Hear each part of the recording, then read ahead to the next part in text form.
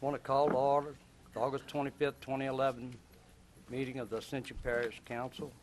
Will everyone please stand for the invocation and remain standing for the Pledge of Allegiance. In the name of the Father, Son, Holy Spirit. Dear Lord, we thank you for this day. We thank you for saving us from the hurricanes so far. Lord, look over us and keep us through this season. Lord, please look after the elderly and the small children in the heat.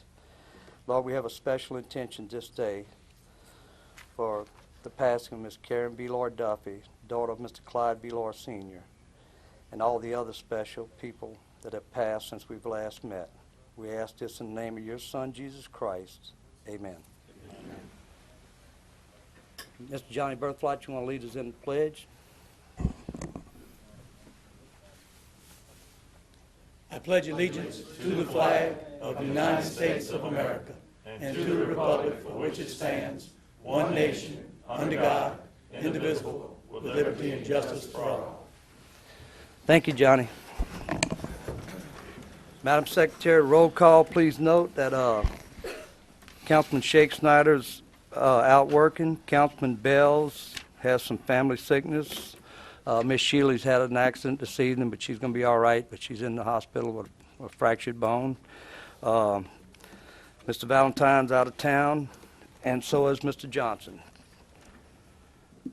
On the chair's additions, we have one chair addition that we want to add, and we have something that we want to pass. We want to pass on agenda items number 22, 23, and 24. We want to add another item under, we'll add it under 12B. The council authorizing the parish president to sign an affidavit correcting the typographical error in the Ascension Parish Council District Line Plan B2 ordinance that was adopted on June 29, 2011. Madam Council, you want to give us a little update on what we're doing here for that addition? We don't need an ordinance to change the date on an ordinance that was previously passed. We're not changing anything to do with the ordinance. It's strictly a typographical error.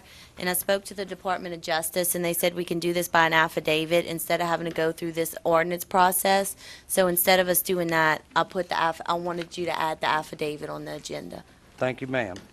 The chair would recognize a motion by Mr. Todd Lambert, a second by Mr. Chris Lohr. We'll add that as agenda item 12B. Randy. Yes. We'll take a roll call. Councilman Cullen?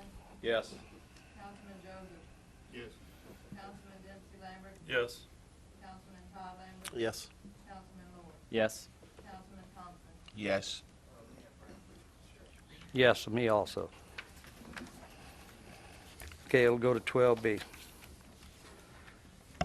Public comment period. Anyone wishing to speak on any agenda item, please sign in with the secretary, and you'll be given time when that's there. On our presentations, we have a mistake on the agenda, but we do have one proclamation, and I'm very proud to actually have, by circumstances, chair this meeting tonight for this proclamation for Mr. James LeBlonde in Ascension Parish. James? I asked James to come up and share. He wasn't. We need Mr. Wiley to the microphone. Anyway, James has been a friend of mine for quite a few years. Backdoor neighbor to my mother-in-law for quite a few years, and he does a lot for Ascension Parish. Every time someone needs a volunteer, James is there. I probably get anywhere from 10 to 15 emails a week. Basically, he's always trying to help someone out, and I think it's fitting that we bestow this honor upon him tonight. And I'm going to ask the sheriff to say a few words, and Johnny. Sheriff. Thank you, Mr. President. This is one of my very best friends, ladies and gentlemen. He's the ever-ready battery. He's the gift that keeps on giving. James is a part-time employee with us. He's a part-time employee with this. He's a part-time employee with that. He's an unpaid volunteer with this. He's an unpaid volunteer with this. He fits a successful career with Honeywell. In the middle of that, that's not enough. He's an award-winning daddy and a loving pawpaw and a friend to many. You are a treasure to Ascension Parish. And I applaud the parish council and the parish president for taking the time to publicly acknowledge all of the things that you do and what Hope does with you and your family creates that opportunity for you to do. Your mama and daddy have raised a fine young man. I salute you. Thank you, Mr. President. But James, I just want to say, they say what makes a community is volunteerism. And after serving 24 years as mayor, I can tell you we were blessed with a lot of people who volunteered their time and efforts. And they're better than paid employees sometimes, I must say that, because they give their heart, their soul, and their time. And for that, they never ask for anything. And if you're James LeBlanc's friend, every week or 10 days, you get a letter. He's involved with everything. And he's usually asking for money. So it costs you to be his friend. But I'm glad that Tommy asked me to say a few words. James, without you, I don't think we'd have started back the Spartan Gator event that we have. And I can go on and on. It looks like you're the godfather of the fire departments. All the fire chiefs love you. And I'm telling you, if you keep them people happy, you're a special person. I'm being honest. And because I hired one time, and I know how it is. So tonight is your night, and I, like Sheriff Wiley, want to thank Tommy and the council because they have never picked a better person to make a day than you, James LeBlanc. Congratulations.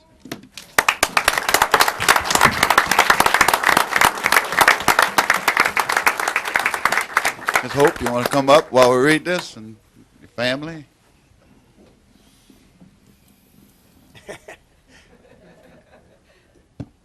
No, I didn't have no more children.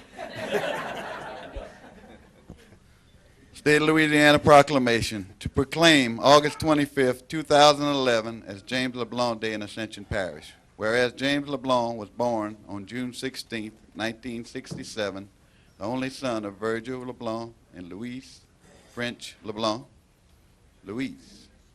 Whereas James LeBlanc was raised in Ascension Parish along with his sister Sherry Jenkins, stepsister Robin DeBate, and graduated from East Ascension High in 1985, where he enjoyed a 4-year career as a wide receiver with the EA Spartans football team. And whereas it was during his early teen years that he made the decision to become a junior firefighter, a decision that 13-year-old James LeBlanc knew would define who he is today as he continues to serve the residents of Ascension Parish. And whereas James' firefighting career continued as a young man, where he was elected the youngest fire chief in the state of Louisiana at the age of 19, and the youngest president of the Louisiana Fire Chiefs Association at 24. And whereas James LeBlanc continues to serve the residents of Ascension Parish through his broadening 30-year career that encompasses the fire service and now the Ascension Parish Sheriff's Office, and whereas James' commitment to volunteerism has earned him the 2010 Ascension Parish Community Volunteer of the Year and 2011 Ascension Parish Lifetime Volunteer Award, and whereas it is because his selfishness, selflessness, and true sense of giving to others through service that James LeBlanc is being honored today. Now, therefore, it be proclaimed, I, Tommy Martin, as President of the Parish of Ascension, State of Louisiana, by the virtue of the authority vested in me, do hereunto proclaim August 25th, 2011, as James LeBlanc Day in Ascension Parish, and make him an honorary parish president on this day, urging our citizens to accord him all the respect and honors to an honorary holder of this high office. James, congratulations.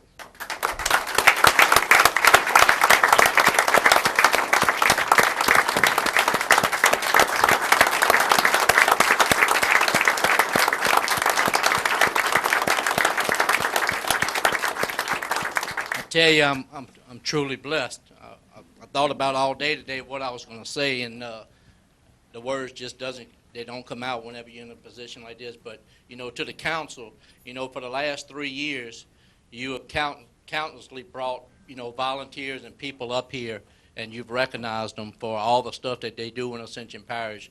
And I thank you for that, because that's what makes Ascension Parish so great. And I thank you for recognizing all these people that you've recognized on the first and third Thursdays for the last 3 years. You know, to my family, you know, I'm blessed. 24 years married to the same woman, five kids. My kids range anywhere from 28 years old to 6. I've never been really good in math, you know. But and then I got my 2 grandbabies here tonight, and all my sisters and family and friends. You know, to the sheriff, I think I'm the only non-full-time employee for the sheriff's office that actually runs a division for the sheriff's office, so I'm blessed to that. You know, my best friend Danny Thibodeau's here tonight, constable across the airline. You know, we both grew up together in the fire service, and now we're both constables representing the East Bank of the parish. And, you know, I'd also like to, you know, my mom's here.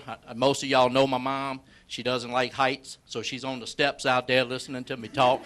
And as most of you know, my dad passed away less than 2 years ago at a very young age with Alzheimer's. So, you know, I'm blessed. I'm blessed with the fire service. I'm blessed with the Santa Monica Fire Department, because they allow me to do the things that I do with the Booster Club, with our principal here tonight, Miss Mia Edwards. Thank you so much for being here.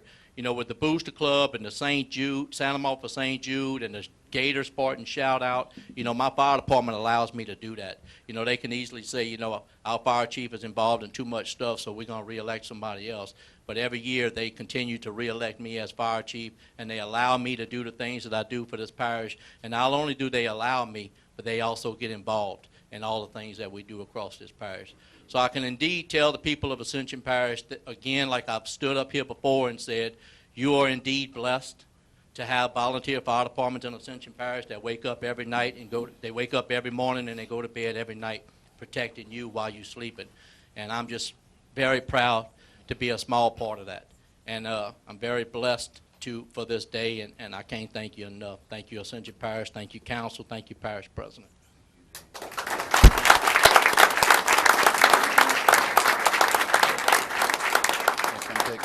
Family can come up, we'll take a picture together.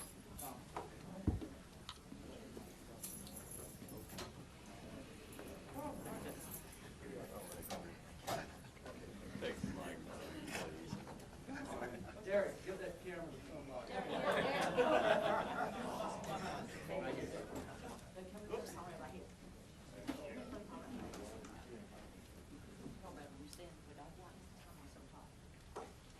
Carl, you didn't want to get in? Any other family here you don't know about?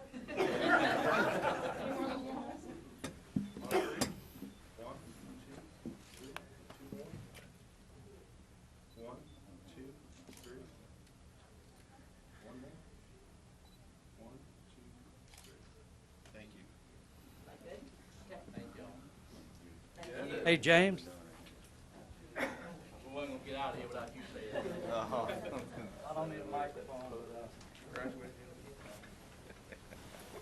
just telling you. You volunteer firemen back there, your wife, your family, during a hurricane, everybody living out of a suitcase, moving around, working all night, all day.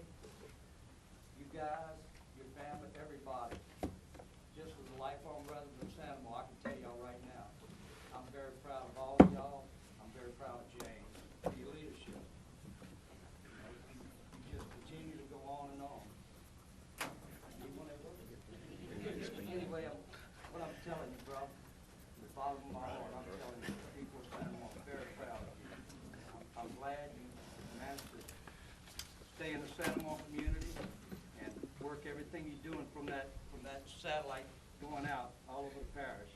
Continue on, please.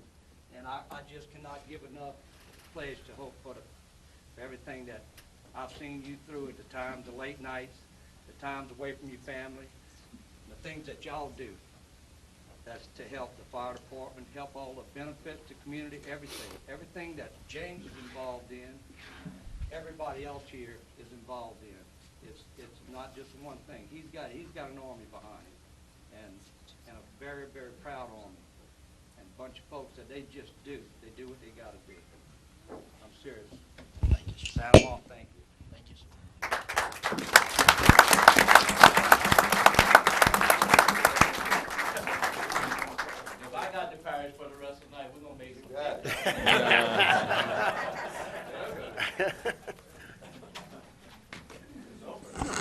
One last thing, James. I wanted to give you, James, I wanted to give you a key to Santa Mar, but I went to DeLong's Hardware and they were out of bolt cutters, man. So, We got some of those on the fire truck. Thank y'all so much. Thank you, James. All right. all right, let's move on to what you got, Tommy. Yes.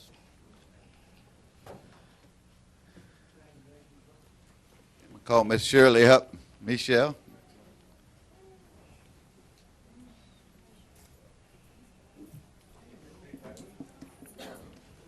Miss Shirley's been with Quad Area for 30 years, and I can assure you she's helped thousands and thousands of people over her 30-year span in working with Quad Area, and has done an excellent job. I'm really sorry to see you retire. You know, they're going to miss you there, and they're going to miss your experience, and they're going to miss all that you do for the community. You know everybody, you know who's in need, and when somebody comes to you, you have the passion and are very, very professional about helping them, and we are proud of you as Ascension, in Ascension Parish for the job that you've done over the past 30 years. So, Kenny? Well, the Ascension Parish is so fortunate to have a lady like this for over 30 years. When Tommy first came in, I was put on the board with Quad Area, and you see how these people work. This lady was unbelievably, of course she got a paycheck most of the time, okay? Most of the time. When they didn't have any money, they didn't get paid. But she worked tirelessly, and she just, when they first started Quad Area, nobody else did anything. The churches wasn't too active, and they were everything. So when people would come to them, she would try to help no matter what, and call people that could help and such. And it's real stressful. And she did it, and we're just so proud of you. Thank you.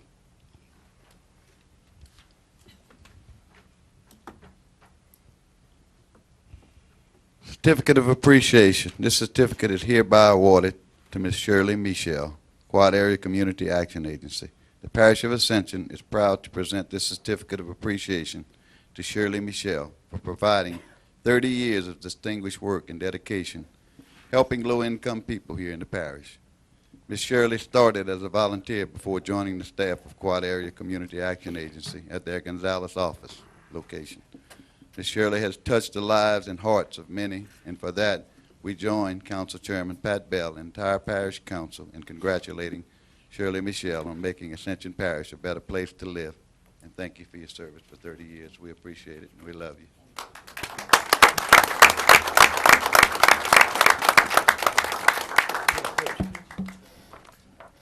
Johnny, you want to come take a picture?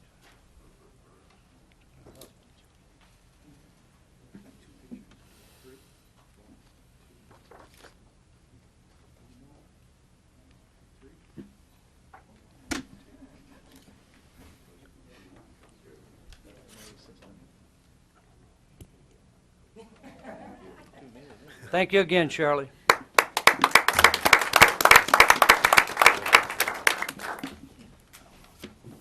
We'll move on to the parish president's report. Clerk of Court Hartburg, the addition of the building. Yes, Mr. Burke has requested to address the council. He wants to add on to his building, and Hart, he's here tonight, so Hart. Thank you, Mr. President, and also Mr. Chairman. I come before you to get your approval on having an addition to my office here right down the hall. I've got 15 people in there, and it's on top of one another, and we need more room. Now, this is not going to cost the parish anything. This is my 7th addition that I have that I've extended in the clerk's office, both in Donaldsonville and on this side of the river. And I plan on paying the expenses of opening this section up that we have right in the one that's I'm at now. I'll make that motion, Mr. Chairman. Motion by Mr. Cullen, Second. second by Mr. Thompson. Any discussion? Any opposition? Thank you, sir. Thank you all very much. Thank But you, I Mr. got a Burke. couple of things I need to tell y'all anyway. That's good. I thought you had to leave early. I've increased the clerk's office 7 times since I've been clerk. I know y'all don't know how long I've been clerk, and I'm not going to tell y'all. But anyway, I've spent $2,200,000 on additional office space for the clerk's office, both in Donaldsonville and in the East Bank. And I thank you all for it because, as all of you know, the clerk's office cannot own anything. Once the building is accepted from the contractor, it goes directly to the parish government. So we can't keep anything that, as far as businesses and buildings and stuff like that for the clerk's office. We have to turn that over to the parish government. And I want to thank all of you for allowing me to do these things that I do, and I think it helps whenever I am trying to help people, that it comes in handy sometimes. Thank you all very much. One other thing I got, next Tuesday, Wednesday, and Thursday are some important days for public officials. Now, I want to tell y'all, the parish government has not been cleared by the U.S. attorneys yet. So I don't know if we don't get it by by the 29th, which is next Monday, I believe, we won't be able to run. Y'all won't be able to run. Y'all gonna have to wait till the next election, which will be the spring of that. So if y'all know anybody at the state capitol, maybe y'all can make some phone calls and tell them to get off their tails and get that approved at the districts that y'all running in, and help out on this thing. But we will be open from we open at 8 o'clock, and we can't start taking applications until 8:30, because that's whenever the Secretary of State's office is going to be online for us, and we need to put all that online whenever y'all qualify. So if there's anything I can do to help any of you, please call me. If not, see y'all next week. Thank you. Oh, I want to thank Dennis too for getting me up on the agenda today, and also Tommy. They're the ones that helped out. Just real quick, I guess I don't have a calendar in front of me. Do but what? You're talking about the date. Next Tuesday? It's 6th, 7th, and 8th, though, right? It's the No, next it's 6th, 7th, and 8th. I'm sorry. It's a next week week. away from next week. Yeah. Yes, sir. Yeah.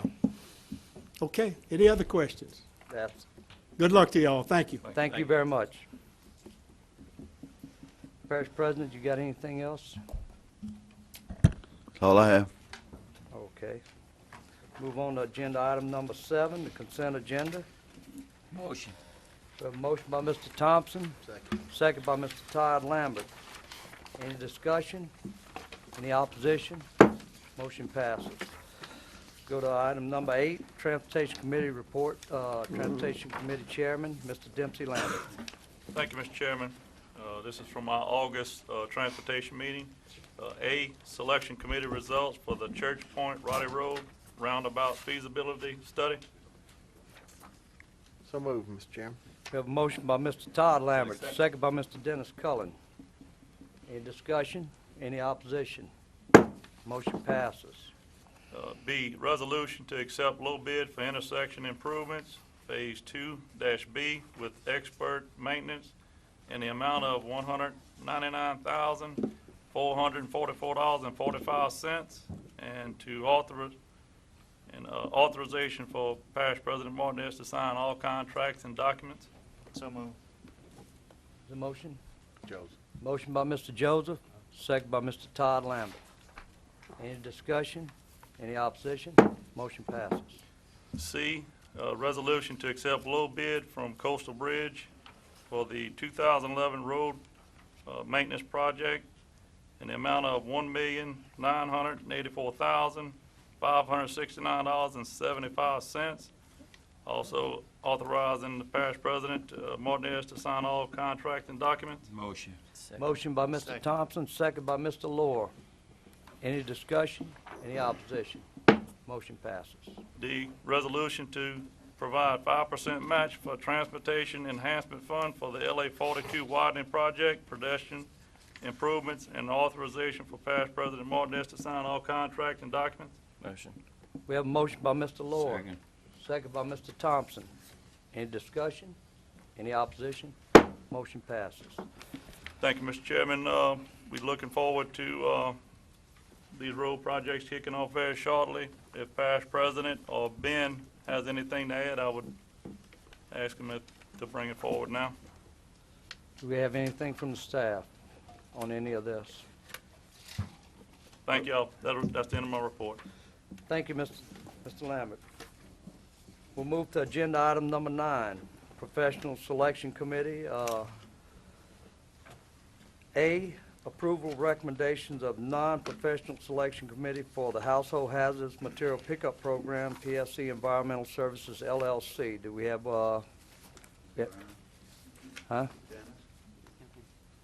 On July 26, 2011, the Purchasing Department received one proposal for the Household Hazardous Material Collection Program. The proposal was received from PSC.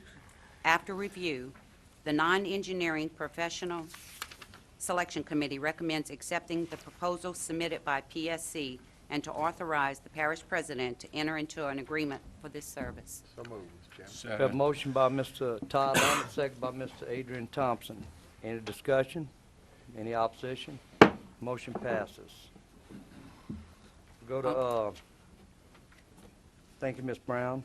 We'll go to agenda item B there, 9B, approval of recommendations of the non-professional selection committee for the CDBG project manager, Fresh Agricultural Consulting. Okay, on July 27, 2011, the Purchasing Department received two proposals for the CDBG project manager. The proposals were received from Fresh Architecture Consulting Incorporated and Musho Architecture. After review, the Non-Engineering Professional Selection Committee recommends accepting the proposal submitted by Fresh Architecture Consulting and to authorize the parish president to enter into an agreement for this service. Thank you, Ms. Brown. A motion by Mr. Todd Lambert, second by Mr. Thompson. Any discussion? Motion passed. And I think I said agriculture instead of architectural last time, so I apologize for that. We're going to go into general business. Thank you, Ms. Brown. We'll go to agenda item number 10, fiscal year 2011-2012 Louisiana Governmental Assistance Program. Ms. Martha Collins.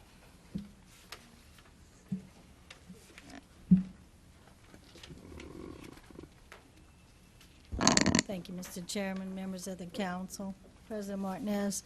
We'd like to have a resolution passed to apply for the 2011-2012 Louisiana Government Assistance Program. This program has been, we've actually used it in our DPW area for the last 3 years, which approximately about $200,000 has been brought to the parish through this. The parish can apply for up to $100,000, and then municipalities and towns also apply. Motion. Motion by Mr. Thompson, second by Mr. Todd Lambert. Any discussion? Any questions? Motion passes. We'll move on to agenda item number 11, fiscal year 2006 Regional State Homeland Security Program, transfer of possessions of equipment purchased by West Baton Rouge Homeland Security to Ascension Parish Government on behalf of the Ascension Parish Office of Emergency Preparedness. Ms. Collins.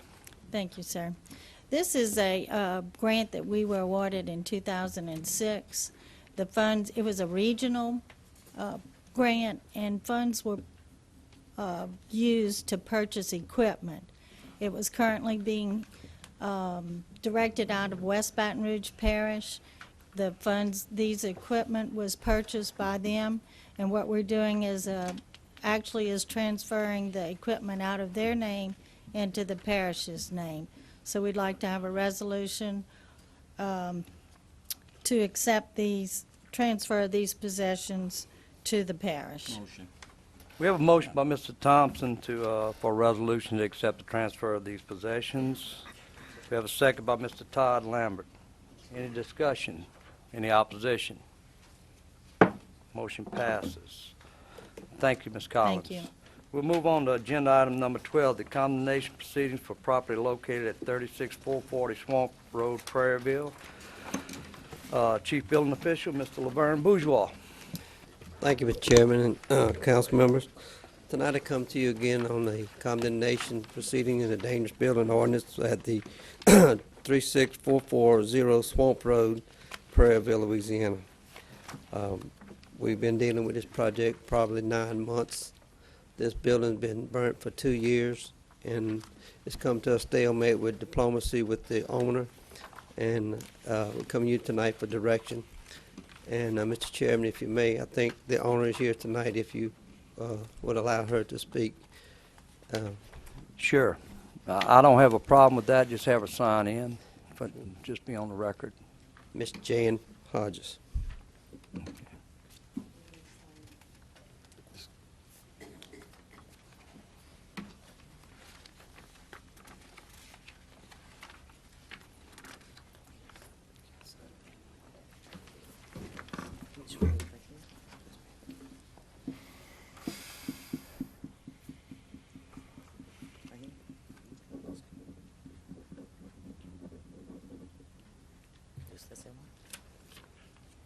Thank you, ma'am. Appreciate you coming.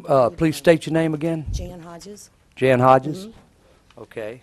I guess, here's my file, y'all can see this. This is from Katrina.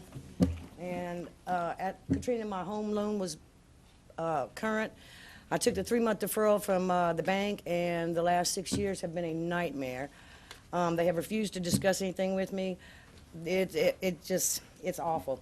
Anyway, when the fire happened, I notified the bank. They have not been willing to come to the table, discuss any of this situation, or resolve any of the problems that are here.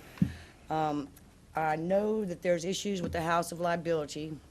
However, if the property's condemned, then I lose my chance at a modification. That's one of the conditions for the HAMP modification. So what I'm asking is if there is any possible way that y'all could give me a couple more weeks to try to deal with the bank, get something concrete from them within a couple of weeks, and then we could possibly try to shore the house up in some way so that it's like a construction site, or, you know, the bank has left me with no resources whatsoever to do anything with. So it's not that I don't want to take care of the building, it's that I can't. So I'm kind of at the mercy of y'all and the bank. So what I'm asking for, maybe possibly up front, is a couple of more weeks to just try to get something solid from the bank with this meeting. I'm sorry, did you want to say something? No, it's just. Oh, No, go ahead. okay. You usually there- get 3 minutes, but just kind of, give us your summation. Okay. And I appreciate you coming. Well, I have no, I absolutely have no problem with the property being a liability or what have you. However, I'm not able to actually do something about it. There are funds, there was insurance money, but the bank has not discussed it with me, and it's like the only bit of leverage I have to try to get them to come to the table finally and settle this whole thing up so that we can get it, so they don't steal my property illegally. And we're willing to do anything that we can to try to make the property less liable, if that's the case. I have no plans to rebuild the house, if that's. And we did have an estimate from someone that my husband knows for like around $5,000. I don't know if that's somewhere in the ballpark of what y'all had figured that it would cost to demolish it. And I would much rather, I guess, I don't know what this is gonna do to my file or whatever if y'all condemn the place and all this kind of stuff, because I can't afford to pay for the repairs at this point. Y'all would have to do it and, do it however y'all do it, but Well, thank you, ma'am. that's all I have to say. Thank you very much. Mr. Bourgeois. Thank you, Mr. Yes, sir, Mr. Chairman. Okay. If I may, Mr. Chairman, this house is to the point of being burnt for 2 years. It is an unrepairable condition.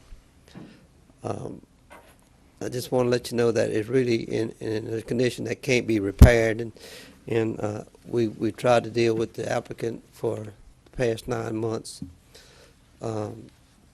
So we've I would recommend that we get this building taken out for safety of the public. Has any progress been made on any of your application to the owners to No, sir. board up, shore up, do anything? I mean, it's past being boarded up, Mr. Chairman. We have the pictures. Yes, Mr. Lohr.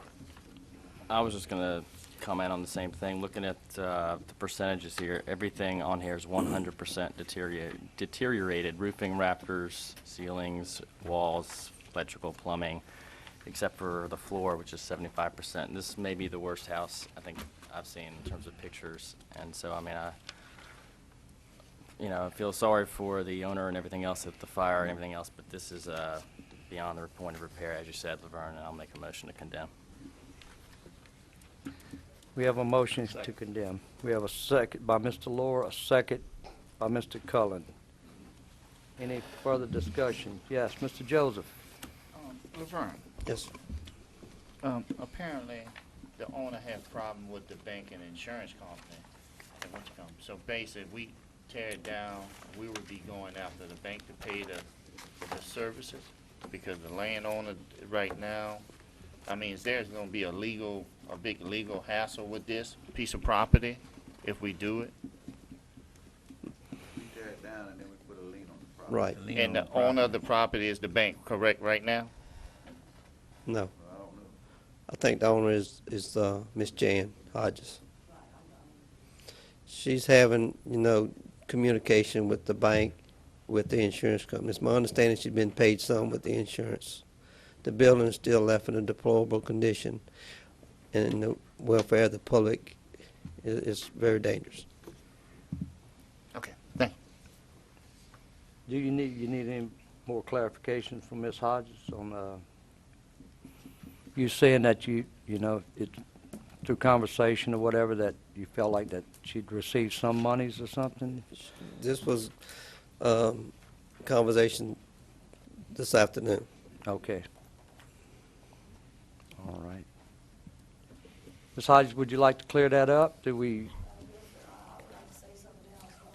Okay, I'll give you a little bit. Come on up here. Always willing to give you a chance Well, because it's not that I haven't tried getting in touch with this bank Yeah. and having them deal with me. I okay? guess, That is can I, not the yeah, issue. can I ask you a question? Yes, sir. I think it's been stated that through, you said dealing with your bank, that in conversation with Mr. Bourgeois, that you'd received some monies or something? Yeah, there is a check. However, the insurance company didn't pay but 60% of the claim because the house was between tenants at the time. And I had previously a homeowner's insurance policy on the house, and then at some point I had to lease the house in order to pay my note and all because my mom had been sick, and Yeah. they told me that, it was, they told me that they wanted me to give them the check, and then I would have to finish the house and repair it, and they would inspect it, and then they might give me the insurance proceeds. So I have refused to give them the check, and until they come to the table and to settle all this. And I realize y'all have to do what you have to do. Yeah, I you just know. want to ask you a quick question. I'm trying to clear up. Is this, at the time when the house burned down, you said it was between tenants? Yes, sir. So in other words, this is some rental property you had? Well, I live there. It was my home. I lived there for I've been here 35 years almost. Yeah. And in order, So- when my mom was really sick and all, in order to pay the note, I wasn't working. I was taking care of her, so I moved into the adjacent building right next door, which was my grooming shop, and have lived there. So I was, 10 feet from the back door. Okay, I just wanted to clear that up. Right. I heard you say something And we about we between had just- tenants. I didn't know if this was rental property, and Right, apparently it well, was it's rented out at the time Sort of of, fire. yeah, it was sort of in between tenants because the last people had Yes. torn it up, and we completely remodeled it. But it's also, was my business also, so I'm trying to get, there is a branch that I have found on Coursey Boulevard, on Bank of America, and I plan on going down there and parking myself there until they are willing to do something. And like I say, I really have no objections to y'all's point on the fact that there are liabilities and the house is dilapidated and it's, Yes. it should be. My only argument with the condemnation is that it would, just ruin 6 years of hard work trying to get these people to do the right thing. And on a technicality, and so, but if that, so be it, if that's what happens. Thank you, ma'am. Thank you. All right, council, we have a motion, we have a second. Yes, Mr. Joseph. Yeah, this one, Laverne. Laverne, Yes, sir. When was the demolition start on this project? In the next 30 days, you would say, or tomorrow? Depending on what the council directs me tonight, if you were to state to condemn the building, we'd allow 30 days. That would give us a time to get prepared for advertisements for contractors to bid the job. And if the owner at that time in 30 days could take care of some of it, apparently that would help. And that's pretty much the, in the ordinance, clarification of that for you. Mhm. What you telling us that, tell Mr. Joseph and I and the council that within the she's got 30 days to, before you That's before you correct. take a bulldozer, track or whatever on to. That's right. Thank you, sir. Any other questions, any discussion from the council? All in favor? Motion, any disagreement? Motion passes. Thank you, sir. sir. We'll move on to agenda item number 12B. And before we do that, Madam Secretary, please note that Councilman Shake Snyder has made it from work and is here. Agenda item 12B is the council authorizing the parish president to sign an affidavit correcting a typographical error in Ascension Parish Council District Lines Plan B2 ordinance that was adopted on June 29, 2011. Motion. We have a motion by Mr. Thompson, second by Mr. Todd Lambert. Any discussion? Any opposition? Motion passes.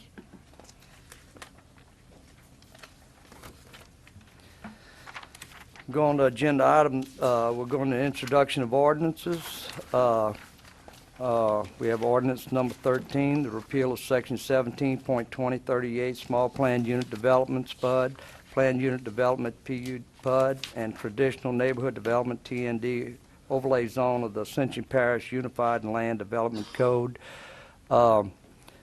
This is basically just an ordinance, but I do have a speaker. This is just an introduction. Ms. Goppel? We don't have anything we're going to do with it tonight, but Thank you. Since it is an item on the agenda, yes, ma'am. it can be addressed. Come on, please. Thank you. You're welcome.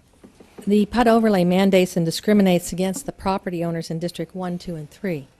This is a form of spot zoning and does not treat all property owners in the parish the same.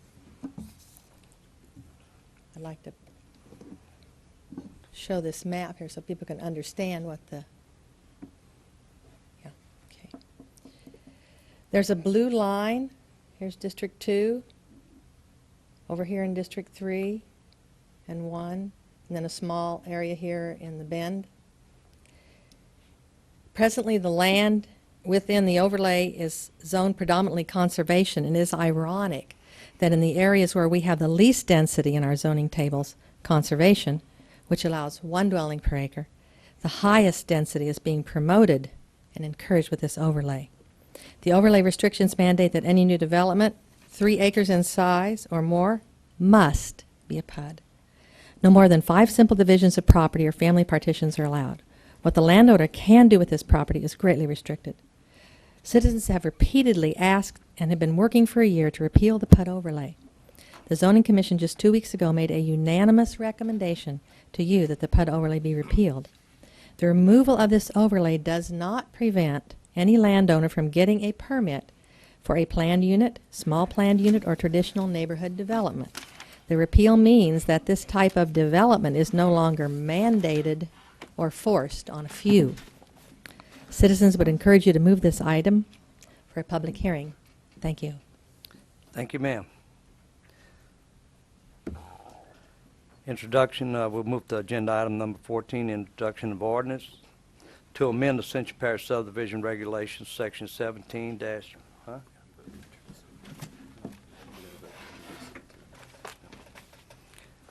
correct me if I'm wrong. Do we have to make a motion to introduce to the next meeting? All right, well, Chair, entertain a motion. Motion to introduce. Motion introduced by Mr. Thompson. Second. Second by Mr. Cullen. Any objection? It is introduced. We'll go to number 14, to amend the Ascension Parish subdivision regulation, section 17-45-D-2, sign requirements for public notice by developer. Planning Commission recommends approval of this amendment. Move to. We have a motion by Mr. Shake Snyder, second by Mr. Cullen. Any discussion? Any opposition? It's introduced.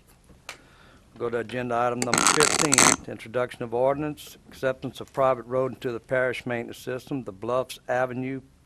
Planning Commission recommends approval of this road acceptance. Mr. Chairman, I would like to move this to the Transportation Committee, first meeting in September, to review this.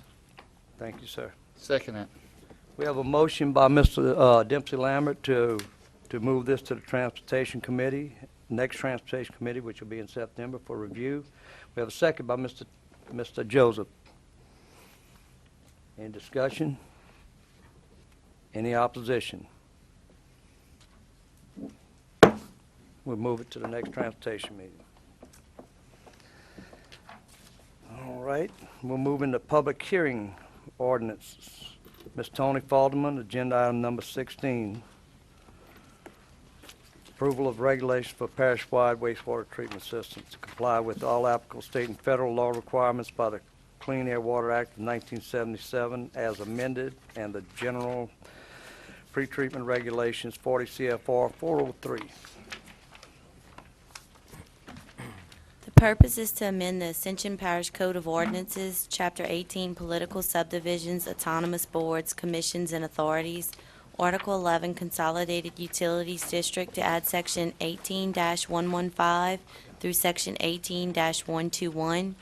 Whereas Ascension Parish is a local governmental subdivision as defined by Article 6, Section 44 of the Louisiana Constitution of 1974, and whereas Parish of Ascension is the governing and responsible body over the Consolidated Utilities District, whereas Article 6 of the Home Rule Charter of Ascension Parish adopted May 4th, 1993, identifies the process and manner in which to adopt ordinances regulating the lands of this parish, and whereas the Code of Ordinances, Chapter 18, Article 11, was last amended on April 10th, 2010.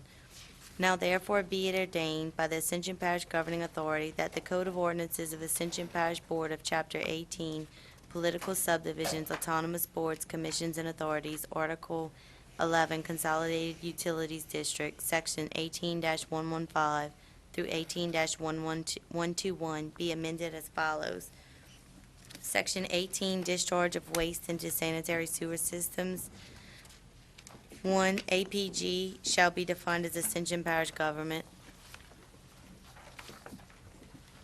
2, BOD, denoting biochemical oxygen demand, shall mean the quantity of oxygen utilized in the biochemical oxidation of organic matter under standard laboratory procedure in 5 days at 20 degrees centigrade, expressed in milligrams per liter. 3, building drain shall mean that part of the lowest horizontal piping of a drainage system which receives the discharge from soil, waste, and other drainage pipes inside the walls of the building and conveys it to the building sewer beginning 3 feet outside the interface of the building wall. 4, building sewer shall mean the extension from the building drain to the public sewer or other place of disposal. 5, chief engineer shall be defined as the Ascension Parish Government Chief Engineer, Department of Public Works. 6, commercial shall be defined as a structure or a dwelling that is used for business purposes or a place of work, the wastewater from which is described as domestic waste. 7, developer, a person or organization who expands the use of real estate, a person who invests in and develops the urban or suburban potentials of real estate, especially by subdividing the land into home sites and then building and selling houses. DHH, OPH shall be defined as the Office of Health Services and Environmental Quality, Louisiana Department of Health and Hospital, Office of Public Health. 9, Director of Utilities shall mean the Superintendent of the Sewage System of the Ascension Parish Government, Louisiana, or his authorized representative. It is understood that the Director of Utilities is working under the general policies established by the Ascension Parish Council. 10, EPA shall be defined as the United States Environmental Protection Agency. 11, family partition is a division or subdivision of any lot, tract, or parcel from parents to their children, grandchildren, children of deceased children, or children to their parents in a hardship situation. A family partition must follow the provisions of the subdivision ordinance except for public road frontage. Lots in a family partition may have access along a private road built to standards listed in LDC Section 17-4026. 12, garbage shall mean solid waste from the domestic and commercial preparation, cooking and dispensing of food, and from the handling, storage, and sale of produce. 13, a person who inherits or a person who inherits or has a right of inheritance to the property of another following the latter's death. 14, improved property as applied to this ordinance. Improved property shall mean any property that has a sewer connection. 15, industrial waste shall mean the liquid waste from industrial manufacturing processes, trade, or business as distinct from sanitary sewage. See Section 18-116. 16, LDEQ shall be defined as the Louisiana Department of Environmental Quality. 17, LSPC shall be defined as the Louisiana State Plumbing Code.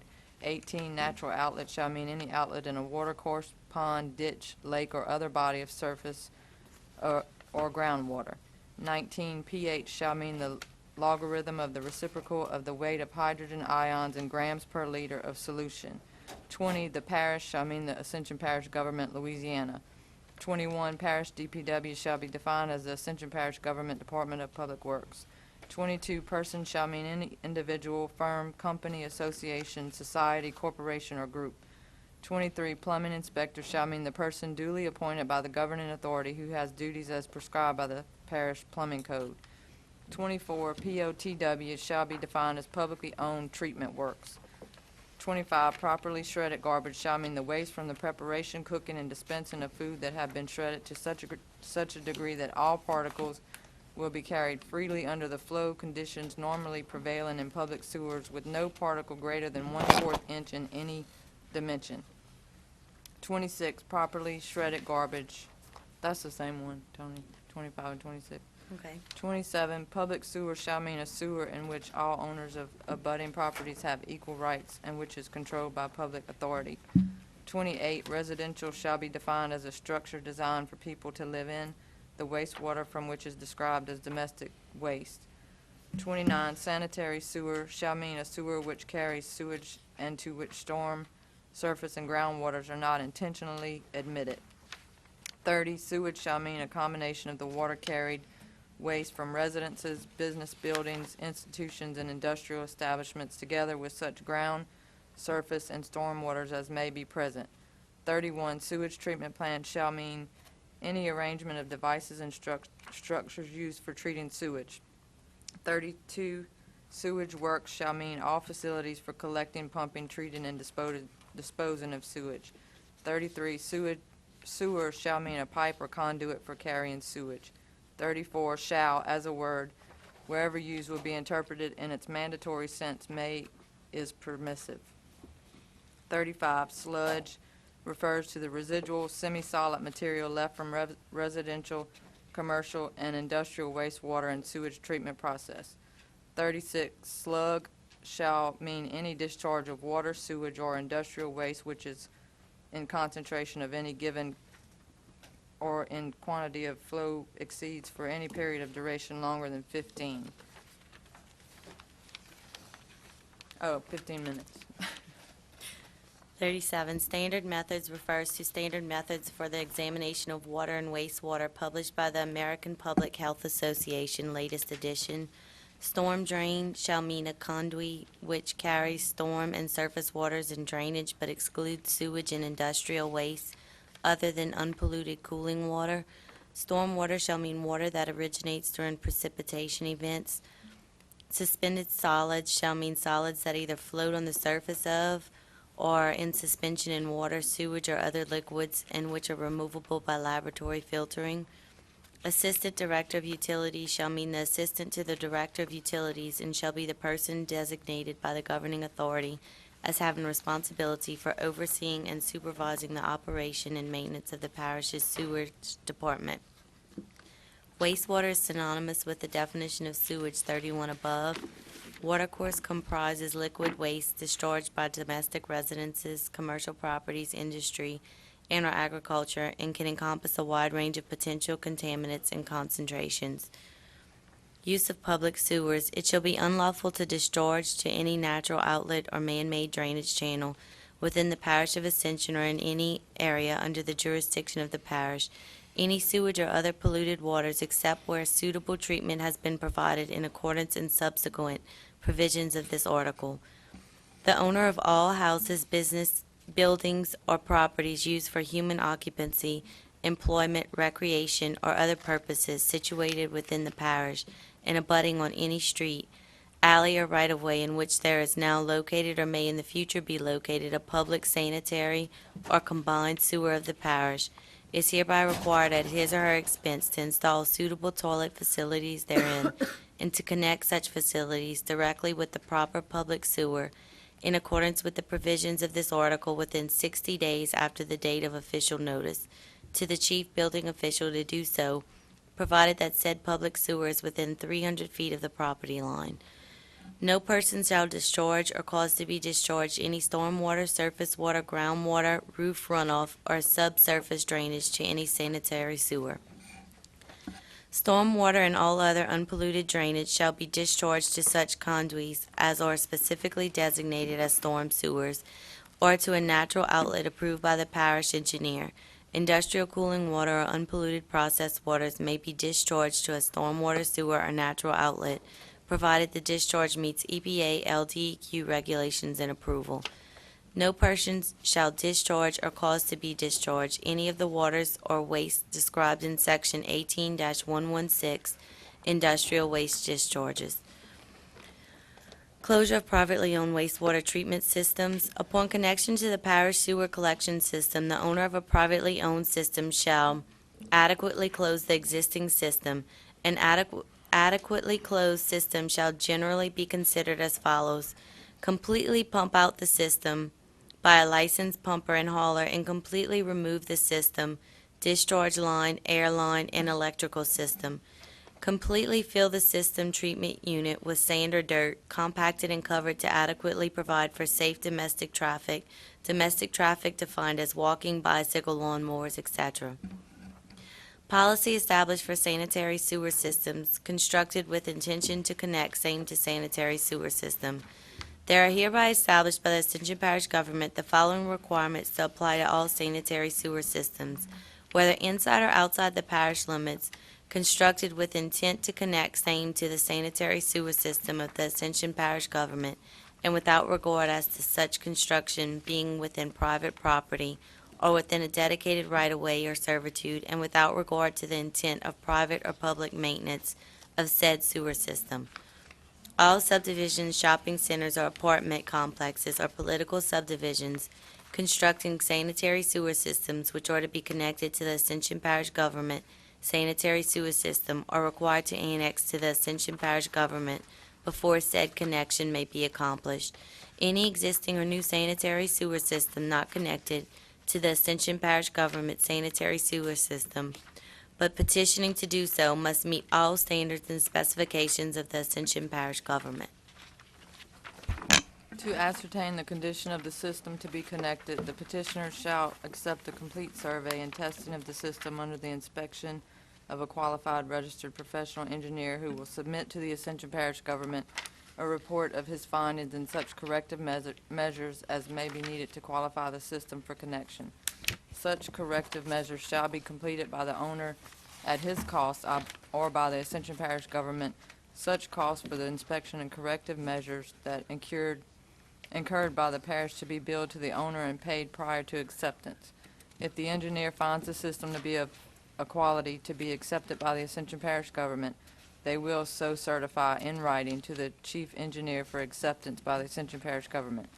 All fees related to such engineering shall be paid by the owner requesting connection to the parish sanitary sewer system. C. In the event subsection B relates to a purchase by the Ascension Parish Government, all costs incurred shall be borne by the seller. D. All sanitary sewer systems constructed with intent to connect to the existing sanitary sewer system of the Ascension Parish government shall be installed at the expense of the subdivider, owner, or political subdivision requiring the service, and shall include but not necessarily be limited to material, labor, engineering, equipment, and supervision.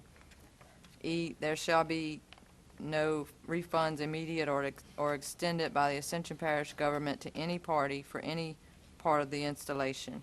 F, as a part of the system installation, the owner will cause laterals to be installed from each Y to the property line and plugged for each building and/or lot to be served as accurately as can be determined at the time of construction.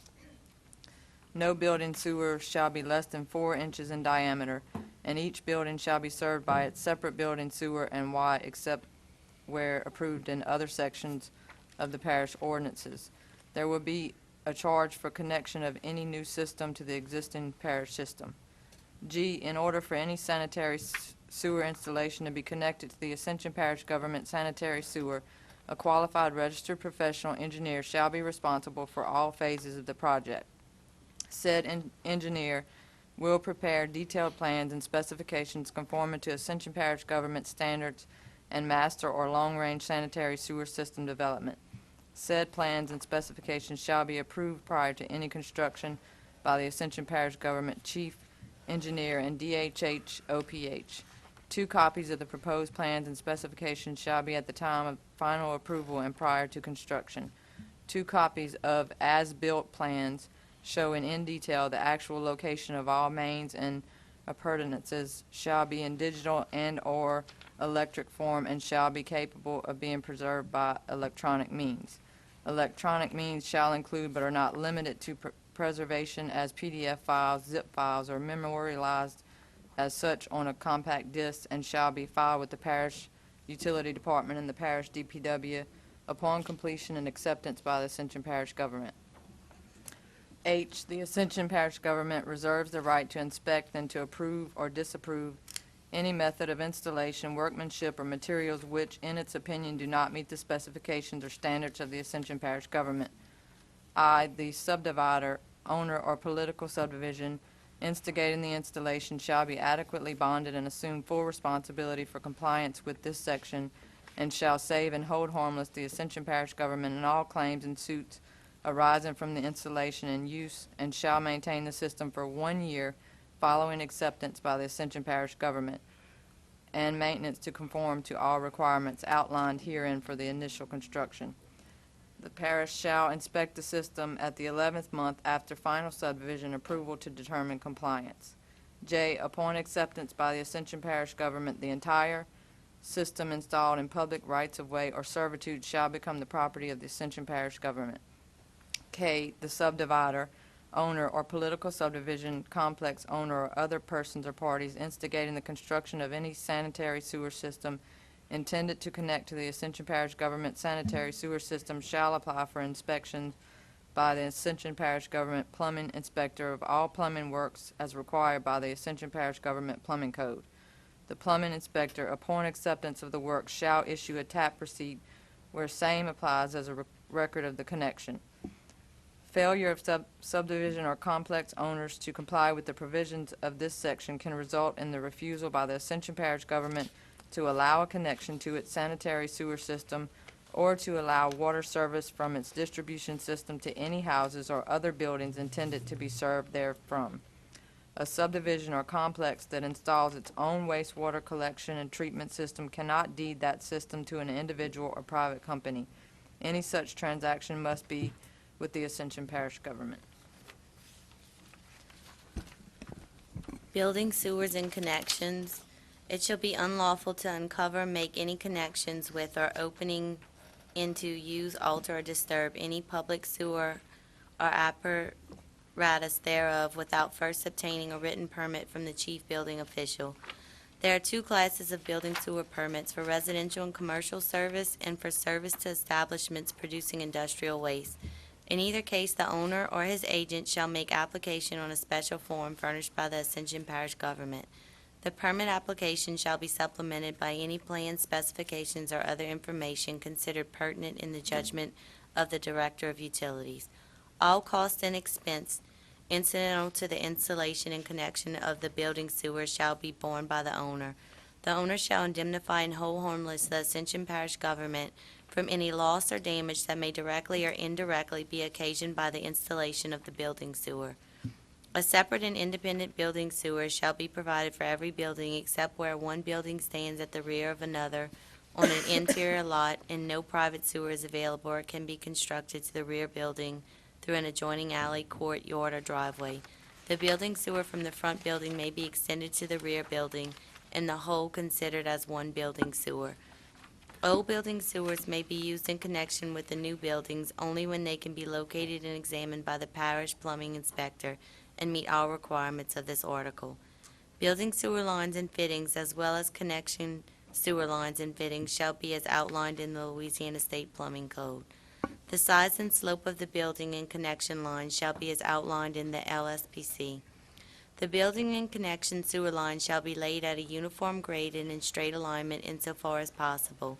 Changes in direction shall be made only with properly installed cleanouts and fittings. In all buildings in which any building drain is too low to permit gravity flow to the public sewer, sanitary sewage carried by such drain shall be lifted by approved artificial means and discharged to the building sewer. Excavations required for the installation of a building sewer shall be open trench or boring that is approved by the plumbing inspector.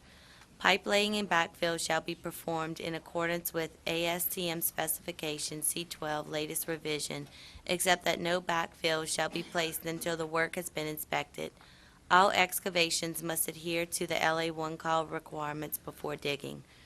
All joints and connections shall be made gas tight and watertight. All joints shall be installed in compliance with the LSPC.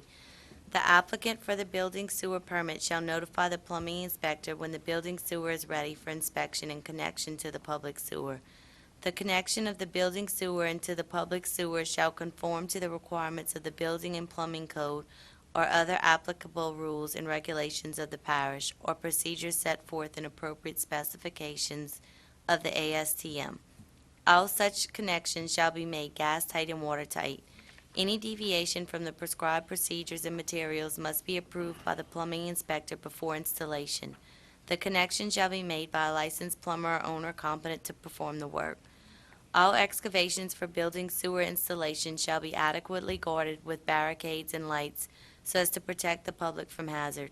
Streets, sidewalks, parkways, and other public property disturbed in the course work shall be restored in a manner satisfactory to the Ascension Parish government. No person shall make connection of roof downspouts, exterior foundation drains, area drains, or other sources of surface runoff or groundwater to a building sewer or building drain which in turn is connected directly or indirectly to a public sanitary sewer. The building sewer shall be connected into the public sewer at the property line. Direct stub-ins through the wall of the sewer pipe shall not be permitted. Whenever possible, the connection shall be made at the top of the pipe and smooth bends not exceeding 45 degrees shall be used in the service pipe to prevent clogging. A neat workmanlike connection shall be made and the saddle made secure and watertight by encasement in concrete. Sewer trunk lines will be installed along the side of existing streets or roads. Dwellings on the opposite side of the street or road shall be connected to the trunk line by boring under the street or road. The stub-out cost from the trunk line to the property line on both sides of the road shall be included in the project cost of the trunk line installation. The stub-out will be a 4-inch line that termination at the property line with a 4-inch clean-out. The owner should use a licensed plumber to connect to the stub-out at the property line. The owner has the right to make the connection to the stub-out themselves. However, all connections shall be inspected by the parish. All work shall be done in accordance with the LSPC. All connection tie-ins shall be GPS coordinated and recorded at the DPW records file. The stub-out point at the property line shall be GPS coordinated with a 1 meter accurate intersect of latitude and longitude by the contractor doing the trunk line and stub-out work. This information shall be recorded along with the appropriate address for each stub-out at the parish DPW. This point shall be synonymous with the connection point. Rates for wastewater sewer service availability. Service under this schedule is available for wastewater use to all consumers located inside the parish limits and to customers located adjacent to existing wastewater mains outside the parish limits. The owner, occupant, or tenant of each lot or parcel that is connected with the wastewater system shall pay for the use thereof and for the services and facilities furnished by the system. The rates, fees, and charges for wastewater service furnished by the parish's wastewater system shall be based upon the quantity of water determined by metering furnished to each customer's premises each month where such supply is available. Sewer connections that do not have a metered water supply shall be charged based upon a flat monthly rate. The Ascension Parish government sewer user fees are according to the following schedule.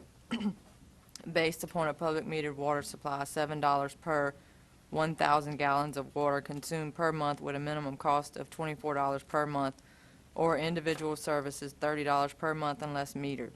Rates for metered individual water supplies, wells, etc. shall be same as Part A above. Meters for individual water supply services shall be parish approved. The installation of such meters shall be inspected by the parish. Use of service. Service under this schedule is available for all consumers. Each dwelling unit shall, under ordinary conditions, be metered for water consumption and billed separately.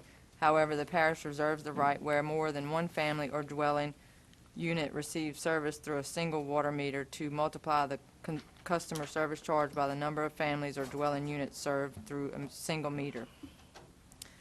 Minimum monthly charge. The minimum monthly charge shall be the customer service charge. The monthly service charge is applicable whether or not any water is used by the customer. Delayed payment. The total net amount based upon the net rate specified herein is due when the bill is received. After 15 days from the date of the bill, the gross amount is due. The gross amount of the bill will be determined by adding 10% of the net amount. Any account over 60 days old will receive a disconnect notice. The disconnect notice shall be paid within 21 days from the issued date on the notice. Should the account not be paid within the 21-day grace period stated above, the water service at the account address shall be disconnected. A $50 reconnect fee shall be applied to the account. Connection and development fees. Sewer connection and or development fees shall be purchased by the property owner according to the following schedule. Improved property on existing streets, $500. This connection fee is to be paid at the time of connection. Development fee, $2,500 per lot. One half of $2,500 per lot to be paid by the subdivision developer at the time of final plat approval by the parish. One half, $1,250, to be paid by the builder or owner at the time a building permit is applied for. Sewer development fees for new parcels of land intended to be developed for industrial use will be negotiated at the time building permits are applied for. The cost of sewer taps for connections larger than 6-inch diameter line will be subject to negotiation between the chief engineer and the property owner or developer. Dumping of septic tank waste from septic tank cleaning trucks shall be permitted at the parish treatment plant only at a point so designated by the parish utility department. The charge per truck would be $75 for loads less than 2,000 gallons and $100 for loads greater than 2,000 gallons. Contents of grease and or sand traps will not be accepted. Stormwater reporting. Federal stormwater regulations require that all stormwater that passes through a wastewater treatment facility during and after a rainfall event shall be monitored, measured, and recorded. The APG shall therefore require that all privately owned commercial wastewater treatment facilities accurately record the excess flow during and after a rainfall event at all facilities. This information shall be sent to the APG Utilities Department on a monthly basis. The necessary information shall be the rainfall event duration, the amount in inches, and excess flow through the plant. The excess storm water shall be reported for each 24-hour period, even if the flow is overlapping a 24-hour period for the same rainfall event. In addition, the owner of the privately owned system shall indicate in writing if there are any feasible alternatives to the excess pass-through procedure, and also to indicate what measures are being taken to minimize excess flows to the facility. Privately owned system sludge management requirements. A sludge management program is an essential part of any wastewater treatment facility. Any privately owned wastewater treatment facility that charges a user fee for residential, commercial, or industrial customers shall maintain an effective sludge management program. All facilities described above shall comply with the LDEQ requirement of having a sludge permit by December 31st, 2012. Tail line backflow preventer. For private sewage treatment plants that discharge to side or rear ditches, a backflow preventer shall be installed on the discharge pipe up gradient from the pipe end to coincide with the drainage servitude line. In no way is the backflow preventer to be installed encroaching upon the existing drainage servitude. Backflow preventers, once installed, shall remain uncovered until such time that a parish or state inspector can approve its location. Industrial waste discharges. Use of public sewers. No person shall discharge or cause to be discharged any stormwater, surface water, groundwater, roof runoff, or subsurface drainage to any sanitary sewer. Industrial cooling water, unpolluted processed water, and other polluted drainage shall be discharged to such sewers as are specifically designated as storm sewers or to a natural outlet with approval of the Louisiana Stream Control Commission. No person shall discharge or cause to be discharged any of the following described waters or waste to any public sewers: any gasoline, benzene, naphtha, fuel oil, or other flammable or explosive liquid, solid, or gas. Any waters or waste containing toxic or poisonous solids, liquids, or gases in sufficient quantity, either singly or by interaction with other waste, to injure or interfere with any sewage treatment process, constitute a hazard to humans or animals, create a public nuisance, or create any hazard in the receiving waters of the sewage treatment plant, including but not limited to cyanides in excess of 1 milligram per liter as cyanide in the waste is discharged to the public sewer. Any waters or waste having a pH lower than 5.5 or having any other corrosive property capable of causing damage or hazard to structures, equipment, and personnel of the sewage works. Solid or viscous substances in quantities or of such size capable of causing obstruction to the flow in sewers or other interference with the proper operation of the sewage works, such as, but not limited to, ashes, cinders, sand, mud, straw, shavings, metal, glass, rags, feathers, tar, plastics, wood, ungrounded garbage, whole blood, paunch manure, hair and fleshing, entrails and paper dishes, cups, milk containers, etc. No person shall discharge or cause to be discharged the following described substances, materials, waters, or wastes if it violates EPA prohibitions against such substances and such waste can harm either the sewage treatment process or equipment, have an adverse effect on the receiving stream, or can otherwise endanger life, limb, or public property, or constitute a nuisance. Following EPA guidelines as to the acceptability of these wastes, the Director of Utilities shall give consideration to such factors as the quantities of subject waste in relation to flows and velocities in sewers, materials of construction of the sewers, nature of the sewage treatment process, capacity of the sewage treatment plant, degree of treatability of waste in the sewage treatment plant, and other pertinent factors. The substances prohibited are: 1, any liquid or vapor having a temperature higher than 150 degrees Fahrenheit, any water or waste containing fats, wax, grease, or oils, whether emulsified or not, in excess of 100 milligrams per liter, or containing substances which may solidify or become viscous at temperatures between 32 and 150 degrees Fahrenheit. Any garbage that has not properly been shredded, the installation and operation of any garbage grinder equipped with a motor of 3/4 horsepower or greater shall be prohibited. The intent of this chapter is that only small home type garbage grinders be allowed to discharge into the sanitary sewers. Any waste or waters or waste containing strong acid, iron, pickling waste, or concentrated plating solutions, whether neutralized or not. Any waters or waste containing in excess of these amounts expressed in milligrams per liter of the following materials: arsenic, barium, boron, chromium, copper, lead, manganese, nickel, tin, or zinc. and similar objectionable or toxic substances or waste exerting an excessive chlorine requirement to such degree that such material received in the composite sewage at the sewage treatment works exceeds the limits established by the EPA for such materials.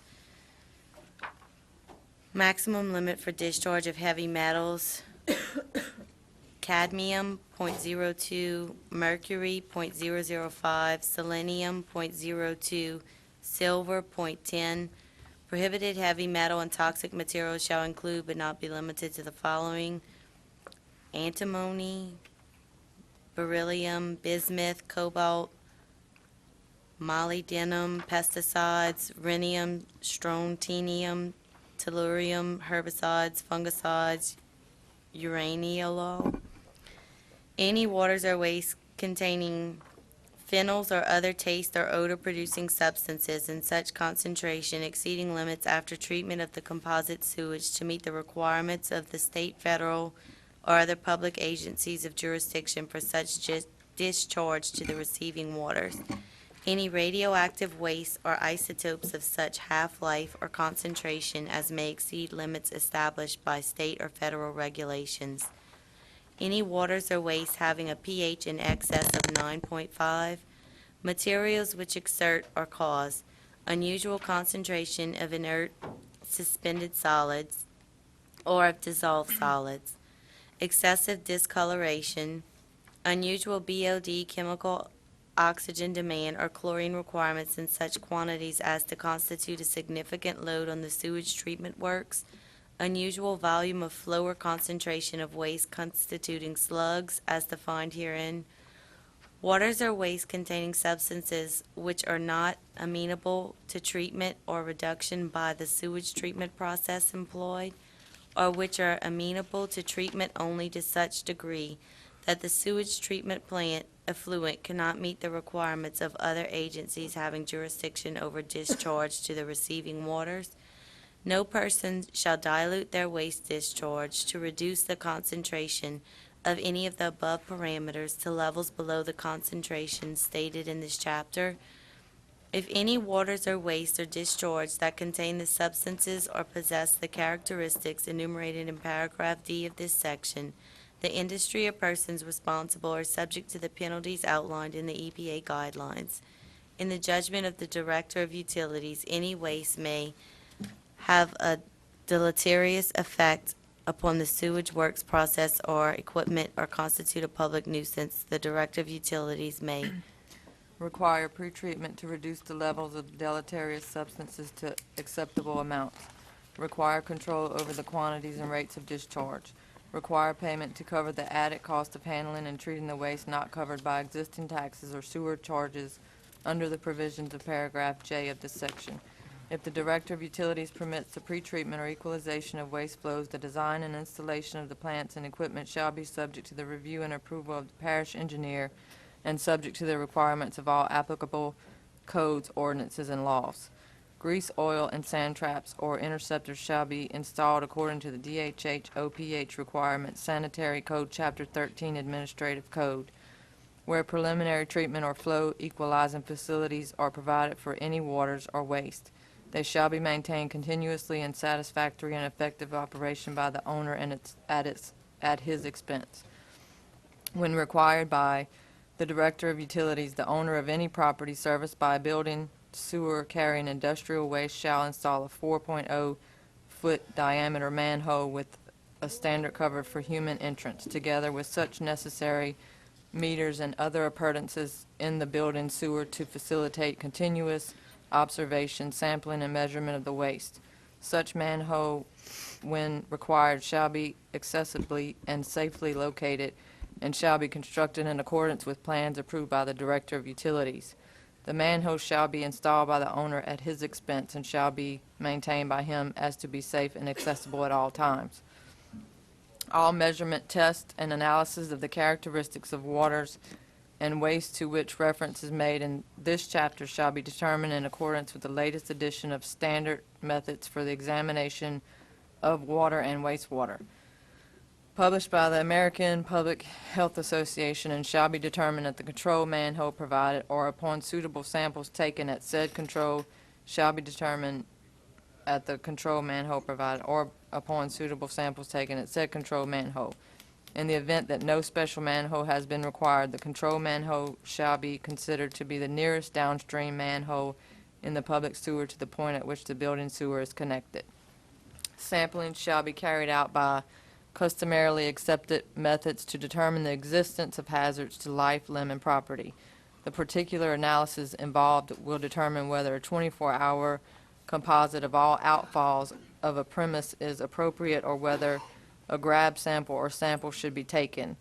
Normally, but not always, BOD and suspended solids analysis are obtained from 24-hour composites of all outfalls, whereas pHs are determined from periodic grab samples. No statement contained in this section shall be construed as preventing an agreement or arrangement between the parish and the industrial concern, whereby an industrial waste that is not prohibited by EPA and/or state regulations such as those outlined in paragraph D may be accepted by the parish for treatment, subject to payment therefore by the industrial concern. Payment by the industry shall include cost recovery for construction, operation, and maintenance of the increment of the wastewater treatment facilities required to treat the wastewater discharge of the industry.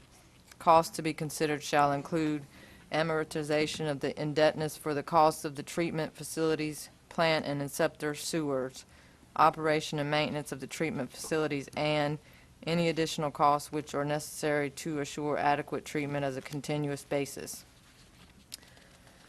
Industrial user classification. Certain sanitary sewer systems users may be classified as industrial users as determined by the Director of Utilities. These users include but are not limited to users that discharge a waste that is greater than or equivalent to 25,000 gallons per day of sanitary waste.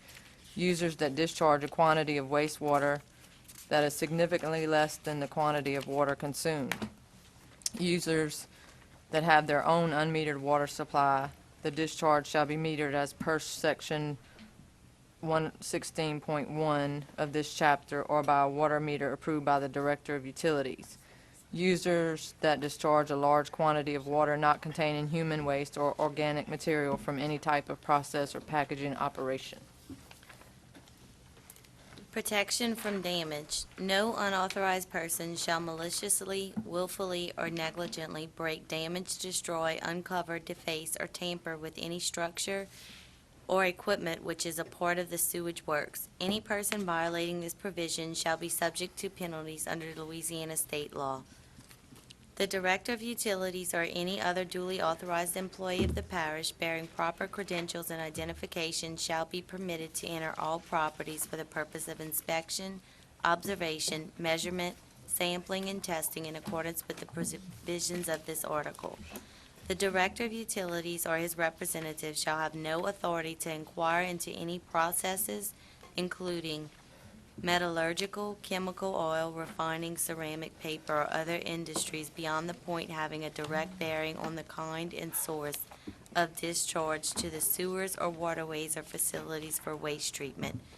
The Director of Utilities or other duly authorized employees of the parish bearing the proper credentials and identification shall be permitted to enter all private properties through which the parish holds a duly negotiated easement for the purpose of, but not limited to, inspection, observation, measurement, sampling, repair, and maintenance of any portion of the sewage works lying within said easement. All entry and subsequent work, if any, on said easement shall be done in full accordance with the terms of the duly negotiated easement pertaining to the private property involved. Penalties. Any person found to be violating any provisions of this chapter except Article 3 shall be served by the parish with written notice stating the nature of the violation and providing a reasonable time for the satisfactory correction thereof. The offender shall, within the period of time stated in such notice, permanently cease all violations. Any person who shall continue any violation beyond the time limit provided for in paragraph A shall be guilty of a violation of the parish ordinance, and if found in violation, shall be fined in an amount not exceeding $200 for each violation. Each day in which any such violation shall continue shall be deemed a separate offense. Any person violating any provisions of this chapter shall become liable to the parish for any expense, loss, or damage occasioned by the parish by reason of such violation. Validity. The invalidity of any section, clause, sentence, or provision of this chapter shall not affect the validity of any other part of this chapter which can be given effect without such invalid part or parts. Generally, industrial wastewater pretreatment program. This article sets forth uniform requirements for direct and indirect contributors into the wastewater collection and treatment systems for the Ascension Parish government and enables the parish to comply with all applicable state and federal laws required by the Clean Water Act.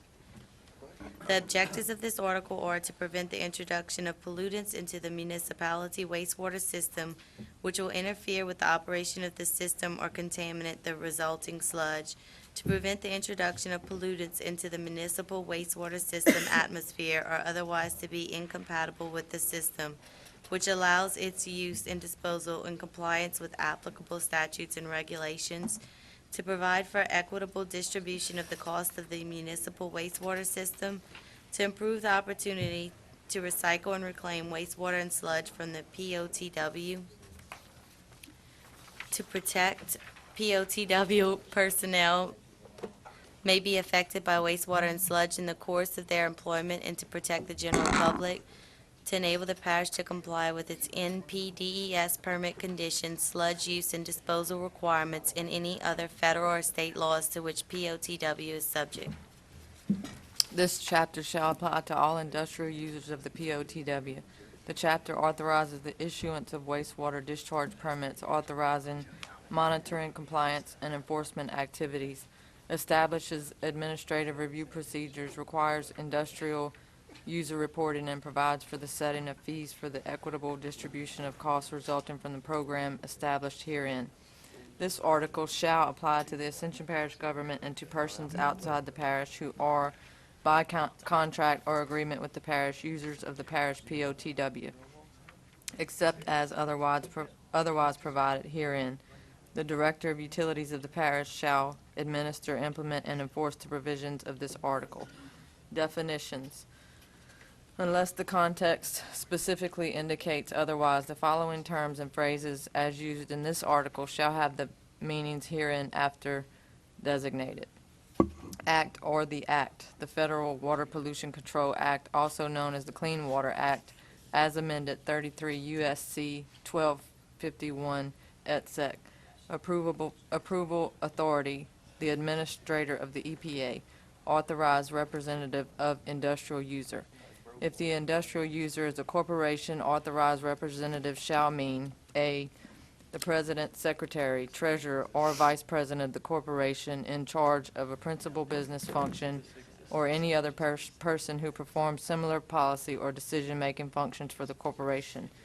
B, the manager of one or more manufacturing, production, or operation facilities employing more than 250 persons or having gross annual sales or expenditures exceeding $25 million, if authority to sign documents has been assigned or delegated to the manager in accordance with corporate procedures.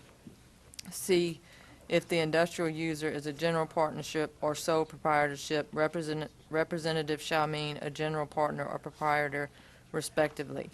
If the industrial user is a federal, state, or local governmental facility, an authorized representative shall mean a director or highest official appointed or designated to oversee the operation and performance of the activities of the government facility or his/her designee. E, the individuals described in paragraphs A through C above may designate another authorized representative if the authorization is in writing. The authorization specifies the individual or position responsible for the overall operation of the facility from which the discharge originates or having overall responsibility for environmental matters for the company, and the written authorization is submitted to the parish. Biochemical oxygen demand, BOD. The quantity of oxygen utilized in the biochemical oxidation of organic matter under standard laboratory procedures. 5 days at 20 degrees centigrade expressed in terms of mass concentration. Building sewer. A sewer conveying wastewater from the premises or a user to the POTW. Categorical standards. Any regulation containing pollutant discharge limits promulgated by the U.S. EPA in accordance with Sections 307B and C of the Act 33 U.S.C. 1317, which apply to a specific category of industrial users and which appear in 40 CFR Chapter 1, Subchapter N, Parts 405 through 471. Composite sample. The sample that is collected over time, formed either by continuous sampling or by mixing discrete samples. The sample may be composite as a time composite sample, which means collected in one container at constant time intervals, providing representative samples irrespective of stream flow, or as a flow proportional composite sample, which is collected as the flow increasing the volume of each aliquot as the flow increases while maintaining a constant time interval between the aliquots. Control authority. The term control authority shall refer to the parish which has an approved pretreatment program under the provisions of 40 CFR 403.11. Clean Water Act, the primary federal law in the United States governing water pollution. Direct discharge, the discharge of treated or untreated wastewater directly to the waters of the state of Louisiana. Environmental Protection Agency, or EPA. The U.S. Environmental Protection Agency, or where appropriate, the term may also be used as a designation for the administrator or other duly authorized official of said agency. Existing source, any source of discharge, the construction or operation of which commenced prior to the publication of proposed categorical pretreatment standards, which will be applicable to such source if the standard is thereafter promulgated in accordance with Section 307 of the Act. Grab sample, a sample which is taken from a waste stream on a one-time basis with no regard to the flow in the waste stream and without consideration of time. Holding tank waste, any waste from holding tanks such as vessels, chemical toilets, campers, trailers, septic tanks, and vacuum pump tank trucks. Indirect discharge, the discharge or the introduction of non-domestic pollutants from any source into the POTW.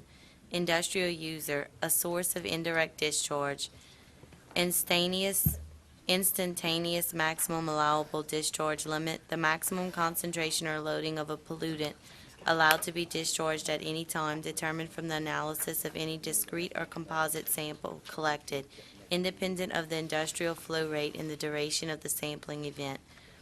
Interference, the inhibition or disruption of the POTW treatment process of operations which contribute to a violation of any requirement of the parish's NPDES permit. The term includes prevention of sewage sludge use or disposal by the POTW in accordance with 405 of the Act, or any criteria, guidelines, or regulations developed pursuant to the Solid Waste Disposal Act, the Clean Air Act, the Toxic Substance Control Act, or more stringent state criteria contained in any state sludge management plan prepared pursuant to Title 4 of SWDA applicable to the method of disposal or use employed by the POTW. Maximum allowable discharge limit, the highest allowable daily discharge during the calendar month. Medical waste, isolatin waste, infectious agents, human blood and blood byproducts, pathological waste, sharps, body parts, fomites, contaminated bedding, potentially contaminated laboratory waste and dialysis waste, national pretreatment standard, or standard, any regulation containing pollutant discharge limits promulgated by EPA in accordance with Section 307B and C of the Act. Parish, the Ascension Parish Government, or the Parish Council of Ascension. New source, any building, structure, facility, or installation from which there is or may be a discharge of pollutants, the construction of which commenced after the publication of proposed pretreatment standards under Section 307C of the Act, which will be applicable to such source if such standards are thereafter promulgated in accordance with that section, provided that the building, structure, facility, or installation is constructed at a site which no other source is located. The building, structure, facility, or installation totally replaces the process or production equipment that causes the discharge of pollutants at an existing source, or the production or wastewater generating process of the building, structure, facility, or installation is substantially independent of an existing source at the same time. In determining whether these are substantially independent factors, such as the extent to which the new facility is integrated with the existing plant and the extent to which the new facility is engaged in the same general type of activity.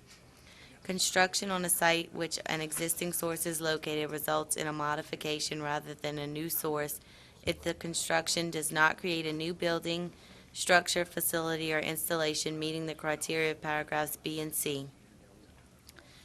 Construction of a new source as defined under this paragraph has commenced if the owner or operator has begun or caused to begun as part of an on-site construction program, any placement, assembly, or installation of facilities or equipment, significant site preparation work including clearing, excavation, or removal of existing buildings, structures, or facilities, entered into a binding contractual obligation for the purpose of facilities or equipment which is intended to be used in its operation within a reasonable time, National Pollution Discharge Elimination System, a permit issued pursuant to Section 402 of the Act, non-contact cooling water, water used for cooling which does not come into direct contact with any raw material, intermediate product, pass-through, a discharge which exits the POTW into waters of the United States in quantities or concentrations which alone or in conjunction with a discharge or discharges from other sources. Person, any individual, partnership, co-partnership, firm, company, corporation, association, joint stock company, trust, estate, governmental entity, or any other legal entity, or their legal representatives, agents, or assigns. The masculine gender shall include the feminine. The singular shall include the plural where indicated by the context. pH, a measure of the acidity or alkalinity of a substance expressed in standard units. Pollution, the man-made or man-induced alteration of the chemical, physical, biological, and radiological integrity of water. Pollutant, any dredge, spoil, solid waste, incinerator residue, sewage, garbage, sewage, munitions, chemical waste, biological materials, radioactive materials, heat, wrecked or discarded equipment, rock, sand, cellar dirt, and industrial, municipal, and agricultural water discharge into water. Pre-treatment or treatment, the reduction of the amount of pollutants, the elimination of pollutants, or the alteration of the nature of pollutant properties in wastewater prior to or in lieu of discharging or otherwise introducing such pollutants into a POTW. The reduction of or alteration may be obtained by physical, chemical, or biological processes, process changes, or by other means except as prohibited by 403.6D. Appropriate pretreatment technology includes control equipment such as equalization tanks or facilities for protection against surges or slug loadings that might interfere with or otherwise be incompatible with the POTW. However, where wastewater from a regulated process is mixed in an equalization facility with unregulated wastewater or with wastewater from another regulated process, the effluent from the equalization facility must meet an adjusted pretreatment limit calculated in accordance with 403.6E. Pretreatment requirements. Any substantive or procedural requirement related to pretreatment other than a national pretreatment standard imposed on an industrial user. Pretreatment standard. Pretreatment standard shall mean prohibitive discharge standards, categorical pretreatment standards, and local limits. Publicly owned treatment works, POTW. Treatment works as defined by Section 212 of the Act, 33 U.S.C. 1292, which is owned in this instance by the parish. This definition includes any sewers that convey wastewater to the POTW treatment plant, but does not include pipes, sewers, or other conveyances not connected to a facility providing treatment. For the purposes of this article, POTW shall also include any sewers that convey wastewaters to the POTW from persons outside the parish who are, by contract or agreement with the parish, users of the parish POTW. POTW treatment plant. That portion of the POTW designs to provide treatment to wastewater. RCRA, Resource Conservation and Recovery Act, a U.S. law passed in 976 that regulates ongoing operations involving the generation, transportation, treatment, storage, and disposal of hazardous waste. Registered permitted user, a user determined by the parish not to be a significant user but requires routine monitoring. Routine monitoring may include issuing discharge permit, conducting inspection and wastewater analysis by the parish, and/or conducting self-monitoring by the user. Septic tank waste. Any sewage from holding tanks such as vessels, chemical toilets, campers, trailers, and septic tanks. Sewage, human excrement and gray water, household showers, dishwashing operations, etc. Shall is mandatory, may is permissive. Significant industrial user, except as provided in subsection 3 of this definition, the term significant industrial user means 1. All industrial users subject to categorical pretreatment standards under 40 CFR 403.6 and 40 CFR Chapter 1, Subchapter N, and 2. Any other industrial user that A. discharges an average of 25,000 gallons per day or more of processed wastewater to the POTW, excluding sanitary, non-contact, cooling, and boiler blowdown wastewater.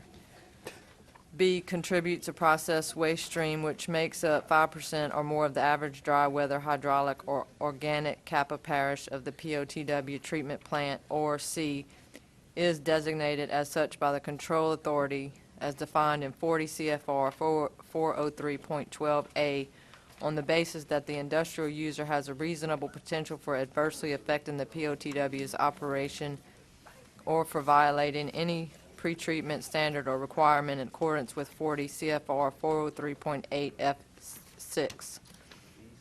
3. Upon a finding that an industrial user meeting the criteria in paragraph 2 of this definition has no reasonable potential for adversely affecting the POTW's operation or for violating any pretreatment standard or requirement, the parish, as defined in 40 CFR 403.12A, may at any time on its own initiative or in response to a petition received from any industrial user or POTW and in accordance with 40 CFR 403.8 F6, determine that such industrial user is not a significant industrial user.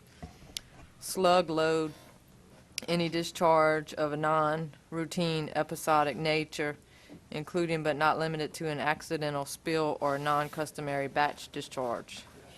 State of Louisiana, the Department of Environmental Quality, DEQ. Standard industrial classification, a classification pursuant to the Standard Industrial Classification Manual issued by the Executive Office of the President, Office of Management and Budget, 1972. Stormwater, any flow occurring during or following any form of natural precipitation and resulting therefrom. Director of Utilities, the person designated by the parish to supervise the operation of the POTW and who is in charge with certain duties and responsibilities by this chapter or his duly authorized representative. Suspended solids, the total suspended matter that floats on the surface of or is suspended in water, wastewater, or other liquids and which is removable by laboratory filtering.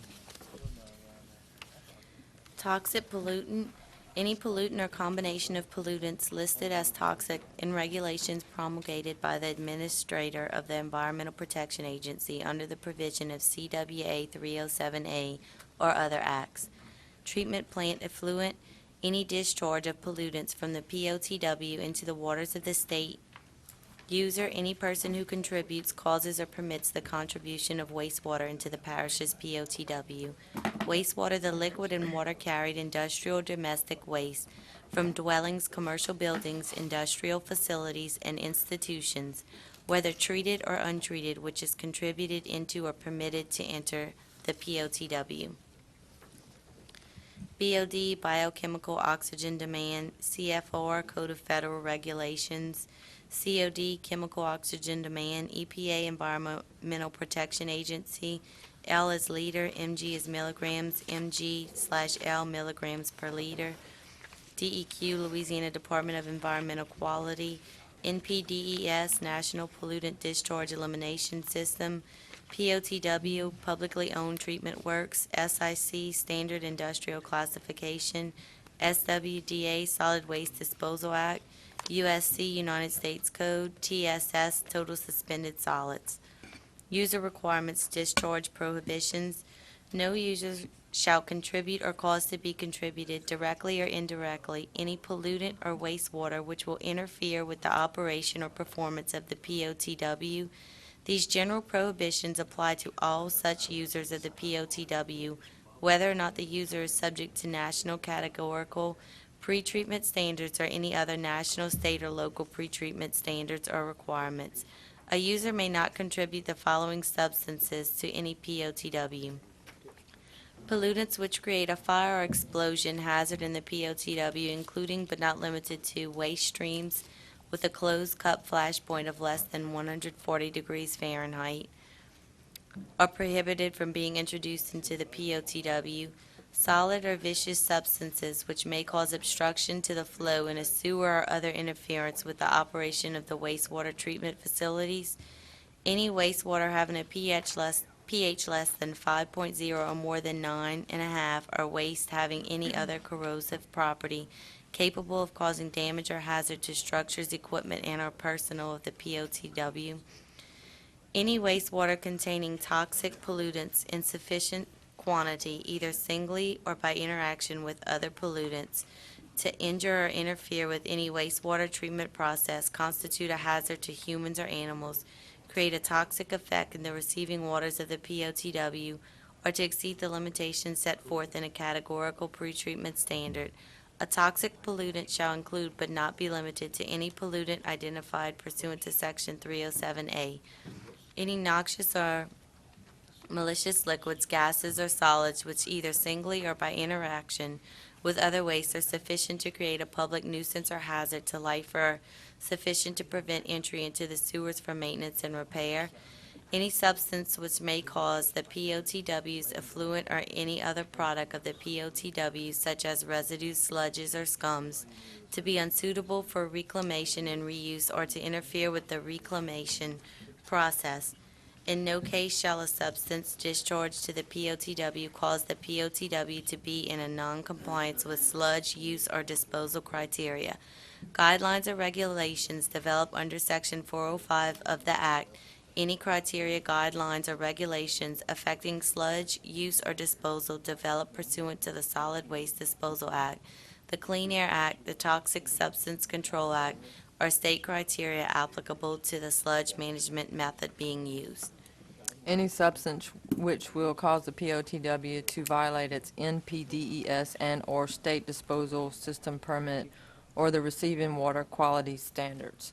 Any wastewater with objectionable color not removed in the treatment process, such as but not limited to dye, waste, and vegetable tannin solutions. Any wastewater having a temperature which will inhibit biological activity in the POTW treatment plant, resulting in interference, but in no case wastewater with a temperature at the introduction into the POTW which exceeds 40 degrees centigrade. Any wastewater containing pollutants, including oxygen demanding pollutants, BOD, etc., released in a discharge at a flow rate and/or concentration which, either singly or by interaction with other pollutants, will cause interference with either the POTW or any wastewater treatment or sludge process, or which will constitute a hazard to humans or animals. Any wastewater containing any radioactive waste or isotopes of such half-life or concentration as may exceed limits established by the Director of Utilities in compliance with applicable state or federal regulations. Any wastewater which causes a hazard to human life or creates a public nuisance. Any wastewater containing petroleum oil, non-biodegradable cutting oil, or products of mineral oil or origin in amounts that will cause interference with pass-through. Any pollutants which result in the presence of toxic gases, vapors, or fumes within the POTW in a quantity that may cause acute worker health and safety problems. Any trucked or hauled pollutants except those wastes accepted at the POTW in accordance with provisions in the septage Waste Haulers Permit Program. Any sludge, screenings, or other residues from the pretreatment of industrial waste. Any wastewater causing the treatment plant's effluent to fail a Parish test.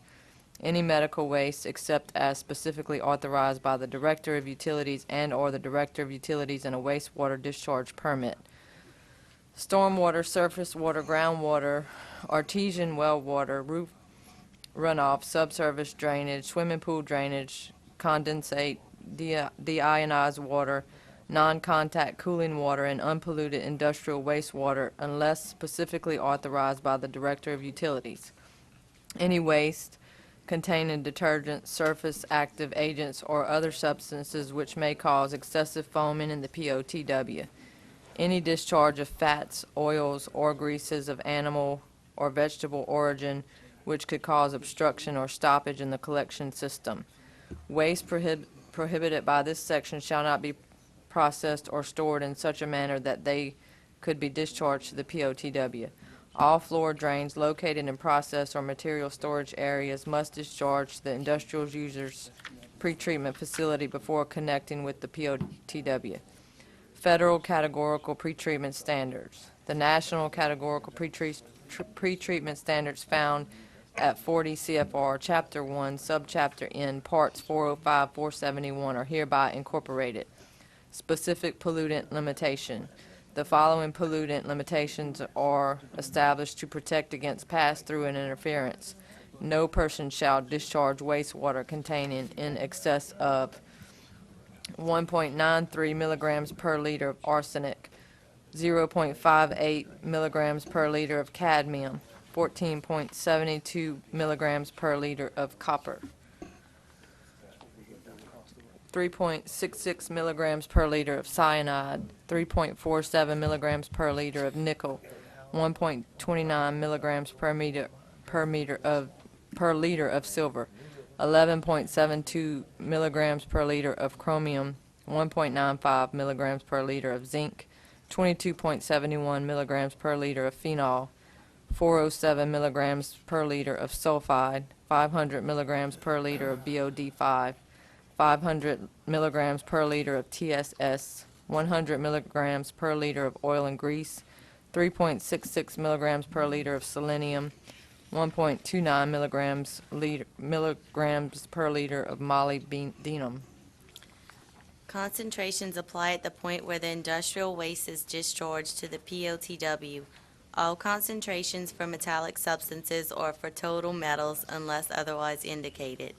State requirements. State requirements and limitations on discharges shall apply in any case where they are more stringent in federal requirements and limitations or this article. Parish's right of revision. The parish reserves the right to establish by ordinance or in wastewater discharge permits more stringent standards or requirements on discharges to the wastewater disposal system if deemed necessary to comply with the objectives presented in this article. Special agreement. The parish reserves the right to enter into special agreements with industrial users setting out special terms under which they may discharge to the POTW. In no case will a special agreement waive compliance with a pretreatment standard or requirement. However, the industrial user may request a net gross adjustment to a categorical standard in accordance with 40 CFR 403.15. They may also request a variance from the categorical pretreatment standard from EPA. Such a request will be approved only if the industrial user can prove that factors relating to his discharge are fundamentally different from the factors considered by EPA when establishing that pretreatment standard. An industrial user requesting a fundamentally different factor variance must comply with the procedural and substantial provisions in 40 CFR. Dilution. No industrial user shall ever increase the use of processed water or in any way attempt to dilute a discharge as a partial or complete substitute for adequate treatment to achieve compliance with a discharge limitation unless expressly authorized by an applicable pretreatment standard or requirement. The Director of Utilities may impose mass limitation on industrial users which are using dilution to meet applicable pretreatment standards or requirements, or in other cases when the imposition of mass limitations is appropriate. Pretreatment. Users shall provide necessary wastewater treatment as required to comply with this article and shall achieve compliance with all federal categorical pre-treatment standards within the time limitations as specified by the federal pre-treatment regulations. Any facilities required to pre-treat wastewater to a level acceptable to the parish shall be provided, operated, and maintained at the user's expense. The detailed plans showing the pretreatment facilities and operating procedures shall be submitted to the parish for review. The review of such plans and operating procedures will in no way relieve the user from the responsibility of modifying in the facility as necessary to produce an effluent acceptable to the parish under the provisions of this article. Any subsequent changes in pretreatment facilities or method of operation shall be reported to and be acceptable to the parish prior to the user's initiation of the changes. Additional pretreatment measures, grease, oil, and sand traps or interceptors shall be installed according to the DHHOPH requirements, sanitary code chapters, administrative codes. Such interceptors shall be inspected, cleaned, and repaired regularly. Industrial users with the potential to discharge flammable substances may be required to install and maintain an approved combustible gas detection meter. Accidental discharge slug control panels. The Director of Utilities may require any industrial user to develop and implement an accidental discharge slug control plan. At least once every 2 years, the Director of Utilities shall evaluate whether such significant industrial user needs such a plan. Any industrial user required to develop and implement an accidental discharge slug control plan shall submit a plan which addresses at the minimum the following: description of discharge practices, including non-routine batch discharges, description of stored chemicals, procedures for immediately notifying the POTW of any accidental or slug discharge. Such notification must also be given for any discharge which would violate any prohibited discharges. Procedures to prevent adverse impact from any accidental or slug discharge. Tenant responsibility, where an owner of property leases premises to any other person as a tenant under any rental or lease agreement. If either the owner or the tenant is an industrial user, either or both may be held responsible for compliance with the provisions of this chapter. Hauled wastewater. Septic tank waste may be accepted into the POTW at a designated receiving structure within the treatment plant area and at such times as are established by the Director of Utilities, provided such wastes do not violate any other requirements established or adopted by the parish. Wastewater discharge permits for individual vehicles to use the facilities shall be issued by the Director of Utilities. The discharge of hauled industrial waste as industrial septage requires prior approval and the proper permits from DEQ. The Director of Utilities shall have the authority to prohibit the disposal of such waste if such disposal should interfere with the treatment plant operation. Waste haulers are subject to all other sections of this chapter.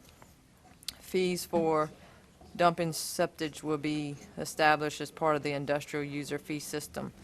Vandalism. No person shall maliciously, willfully, or negligently break, damage, destroy, uncover, deface, tamper with, or prevent access to any structure, appurtenance, or equipment, or other part of the POTW. Any person found in violation of this requirement shall be subject to penalties according to Louisiana state law. Section D, discharge permit eligibility.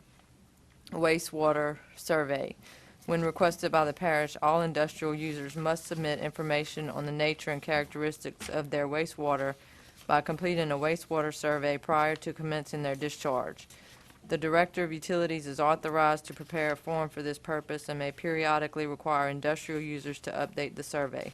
Failure to complete this survey shall be reasonable grounds for terminating service to the user and shall be considered a violation of this chapter.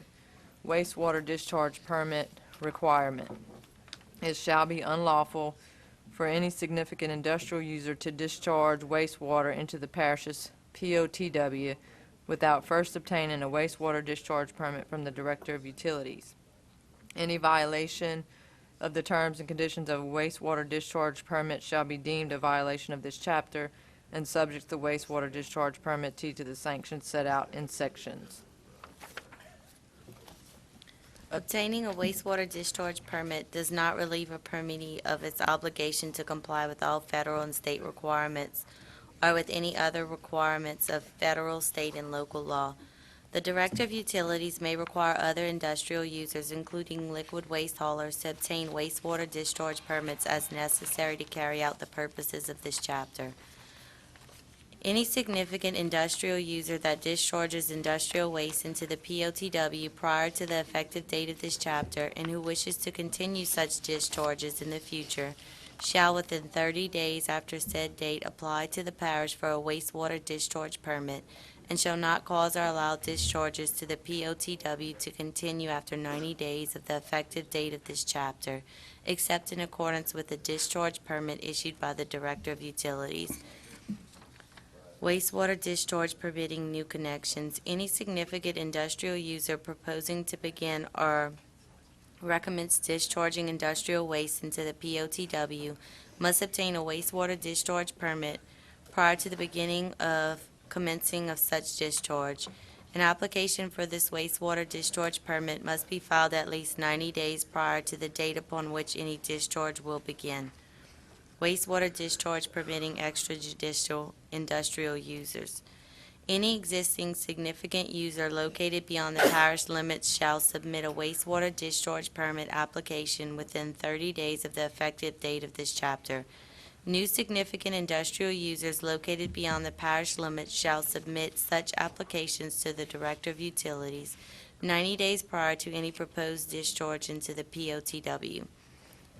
Alternatively, the parish may enter into an agreement with the neighboring jurisdiction in which the significant industrial user is located to provide for the implementation and enforcement of pretreatment program requirements. Wastewater discharge permit application contents. In order to be considered for a wastewater discharge permit, all industrial users required to have a wastewater discharge permit must submit the information required. The Director of Utilities shall approve a form to be used as a permit application. Your name, address, and location, including the name and owner and our operators, the SIC number according to the Standard Industrial Classification Manual, wastewater consistent in characteristics including but not limited to those mentioned in Division 2 of this article as determined by a reliable analytical laboratory. Sampling and analysis shall be performed in accordance with the procedures established by the EPA, time and duration of contribution, average daily and 30-minute peak waste flow rates, site plans, floor plans, mechanical and plumbing plans, and details to show all sewers and sewer connections, description of activities, facilities, and plant processes on the premises, including all materials which are or could be discharged, where known the nature and concentration of any pollutants in the discharge which are limited by any parish, state, or federal pretreatment standards, and a statement regarding whether or not the pretreatment standards are being met. If additional pretreatment and/or O&M will be required to meet pretreatment standards, the shortest schedule by which the user will provide such additional pretreatment. The completion date in this schedule shall not be later than the compliance date established for the applicable pretreatment standard. The following conditions shall apply in the schedule. The schedule shall contain increments of progress in the form of dates for the commencement and completion of major events leading to the construction and operation of additional pretreatment required for the user to meet the applicable pretreatment standards. No increment referred to in subsection A shall exceed 9 months. Not later than 14 days following each date in the schedule and the final date for compliance, the user shall submit a progress report to the Director of Utilities, including as a minimum whether or not it complied with the increment of progress to be met on such date, and if not, the date on which it expects to comply with this increment of progress, the reason for delay, and the steps being taken by the user to return the construction to the schedule established. In no event shall more than 9 months elapse between such progress reports to the Director of Utilities. Each product produced by type, amount, process, and rate of production, type and amount of raw materials processed, number and type of employees and hours of operation of plant, proposed or actual hours of operation of pretreatment system. Any other information as may be deemed by the parish to be necessary to evaluate the permit application. Incomplete or inaccurate applications will not be processed and will be returned to the industrial user for revision. Application, signatories, and certification. Signature requirement. All wastewater discharge permit applications and industrial user reports must contain the following certification statement and be signed by an authorized representative of the industrial user. I certify under penalty of law that this document and all attachments were prepared under my discretion or supervision in accordance with the system designed to assure that qualified personnel properly gather and evaluate the information submitted. Based on my inquiry of the person or persons who manage the system or those persons directly responsible for gathering the information submitted is to the best of my knowledge and belief true, accurate, and complete. I am aware that there are significant penalties for submitting false information, including the possibility of fines for knowing violations. Wastewater discharge permit decision. The Director of Utilities will evaluate the data furnished by the industrial user and may require additional information. Within 15 days of receipt of a complete wastewater discharge permit application, the Director of Utilities will determine whether or not to issue a wastewater discharge permit. If no determination is made within this time period, the application will be deemed denied. The Director of Utilities may deny any application for a wastewater discharge permit. The parish has the authority to deny or condition new or increased contributions of pollutants or changes in the nature of pollutants to the POTW by industrial users where such contributions do not meet applicable pretreatment standards and requirements or where such contributions would cause the POTW to violate its NPDES permit. Wastewater discharge permit duration. Wastewater discharge permit shall be issued for a specified time period not to exceed 5 years. A wastewater discharge permit may be issued for a period of less than 5 years at the discretion of the Director of Utilities. Each wastewater discharge permit will indicate a specific date upon which it will expire. Wastewater permit contents. Wastewater discharge permits shall include such conditions as are reasonably deemed necessary by the Director of Utilities to prevent pass-through or interference, protect the quality of the water body receiving the treatment's plant's effluent, protect worker health and safety, facilitate sludge management and disposal, protect ambient air quality, and protect against damage to the POTW. Wastewater discharge permits shall contain the following conditions: statement of duration, statement of non-transferability without at a minimum prior notification to the POTW, and a provision of a copy of the existing control mechanism to the new owner or operator. Effluent limits based on applicable general pretreatment standards in Part 403 of the Act, categorical pretreatment standards, local limits, and state and local law. Self-monitoring, sampling, reporting, notification, and record-keeping requirements, including an identification of the pollutants to be monitored, sampling location, sampling frequency, and sample type based on federal, state, and local law, statement of applicable civil, criminal, and administrative penalties for violation of pretreatment standards and requirement, and any applicable compliance schedule. Permits may contain the following: the unit charge or schedule of user charges and fees for the wastewater to be discharged to community sewer, limits on the average and or maximum rate of discharge, time of discharge, and or requirements for flow regulation and equalization, limits on the instantaneous daily and monthly average and or maximum concentration, mass, or other measure of identified wastewater pollutants or properties, requirements for installation and maintenance of inspection and sampling facilities, specifications for monitoring programs, which may include sampling locations, frequency of sampling, number, types, and standards, compliance schedule, requirement for submission of technical reports, requirements for maintaining and retaining plant records relating to wastewater discharge, requirements for notification of the parish or any new introduction of wastewater constituents or any substantial change, requirements for the installation of pretreatment technology, pollution control, or construction of appropriate containment devices,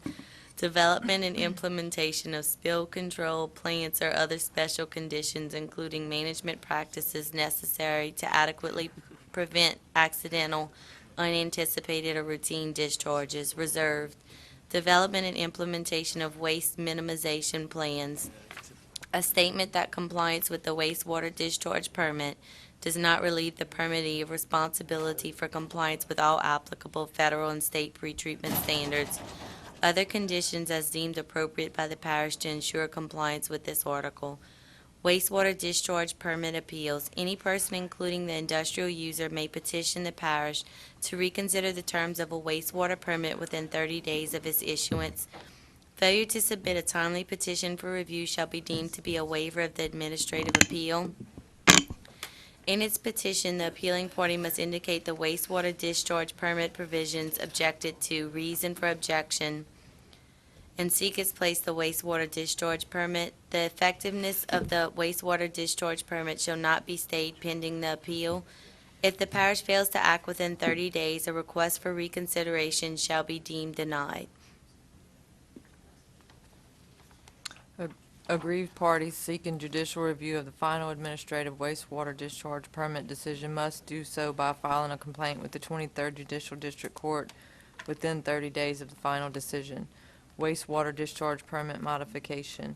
To incorporate any new or revised federal, state, or local pretreatment standards or requirements. To address significant alterations or additions to the industrial user's operation, processes, or wastewater volume or character since the time of wastewater discharge permit issuance.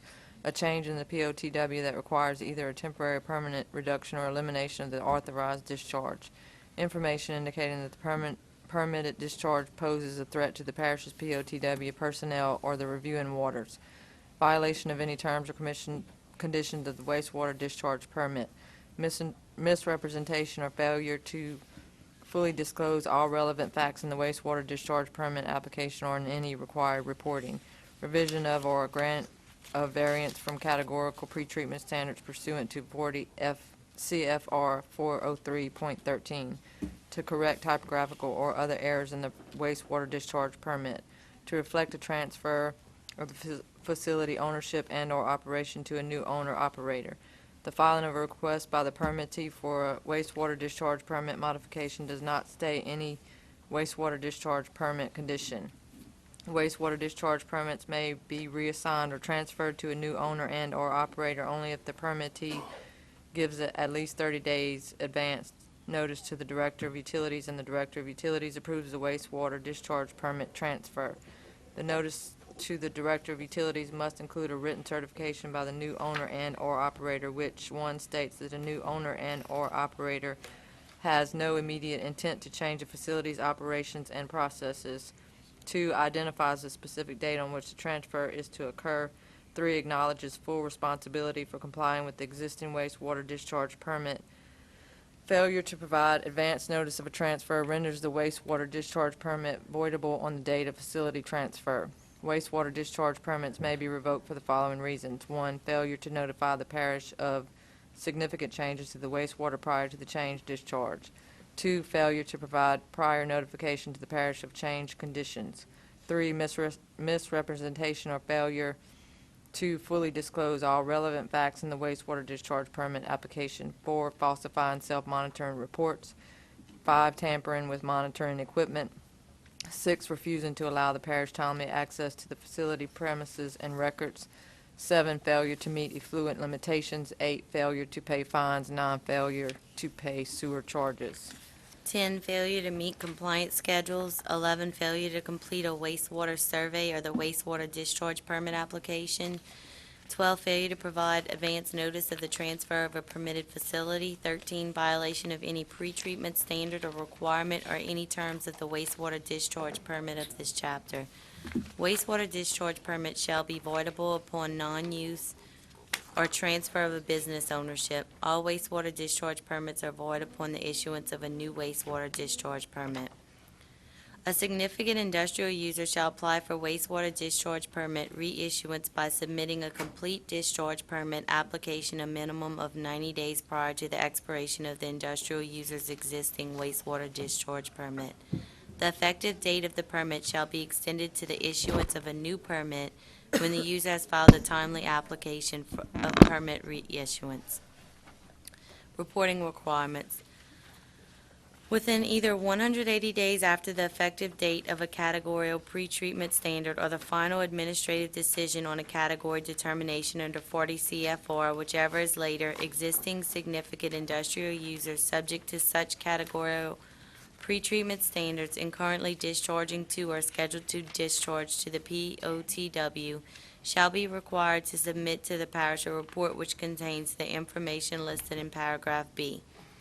At least 90 days prior to the commencement of their discharge, new sources that become industrial users subsequent to the promulgation of an applicable categorical standard shall be required to submit to the parish a report which contains the information listed below in paragraph B.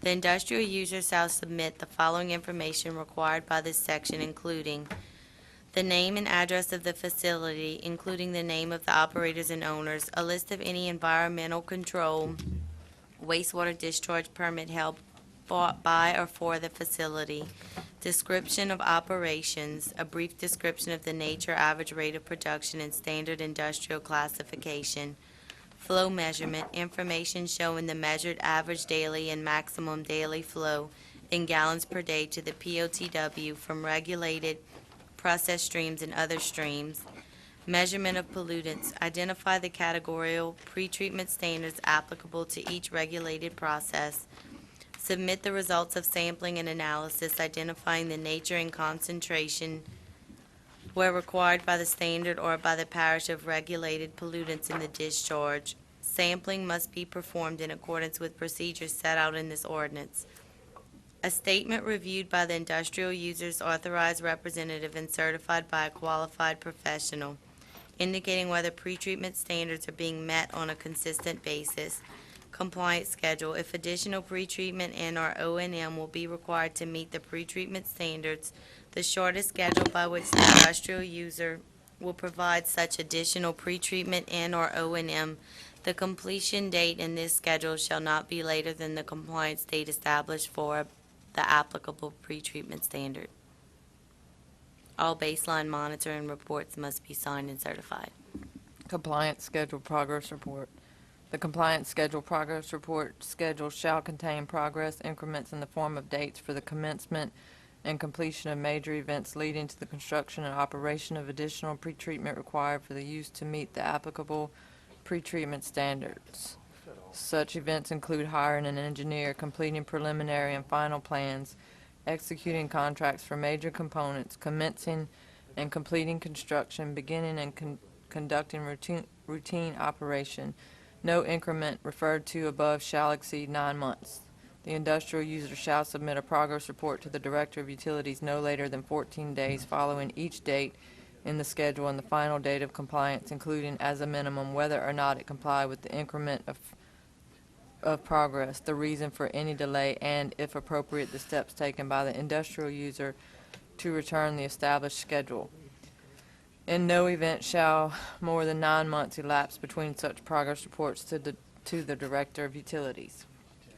Within 90 days following the date for final compliance with applicable categorical pretreatment standards, or in the case of a new source following commencement of the introduction of wastewater into the POTW, any industrial user subject to such pretreatment standards and requirements shall submit to the parish a report containing the information described in the section of this ordinance labeled Use of Public Sewers. For industrial users subject to equivalent mass or concentration limits established in accordance with the procedures in 40 CFR 403.6C, this report shall contain a reasonable measure of the industrial user's long-term production rate. For all other industrial users subject to categorical pretreatment standards expressed in terms of allowable pollutant discharge per unit of production or other measure of operation, this report shall include the industrial user's actual production during appropriate sampling period. All compliance reports must be signed and certified. any significant industrial user subject to a pretreatment standard after the compliance date of such pretreatment standard, or, in the case of a new source, after commencement of the discharge into the POTW, or any significant industrial user shall submit to the Director of Utilities at least once every 6 months unless required more frequently in the pretreatment standard or by the Director of Utilities, a reporting indicating the nature and concentration of pollutants in the discharge which are limited by such pretreatment standards, and the measured or estimated average and maximum daily flows for the reporting period. All periodic compliance reports must be signed and certified. All wastewater samples must be representative of the industrial user's discharge. Wastewater monitoring and flow measurement facilities shall be properly operated, kept clean, and maintained in good working order at all times. The failure of an industrial user to keep its monitoring facility in good working order shall not be grounds for the industrial user to claim that sample results are unrepresentative of its discharge.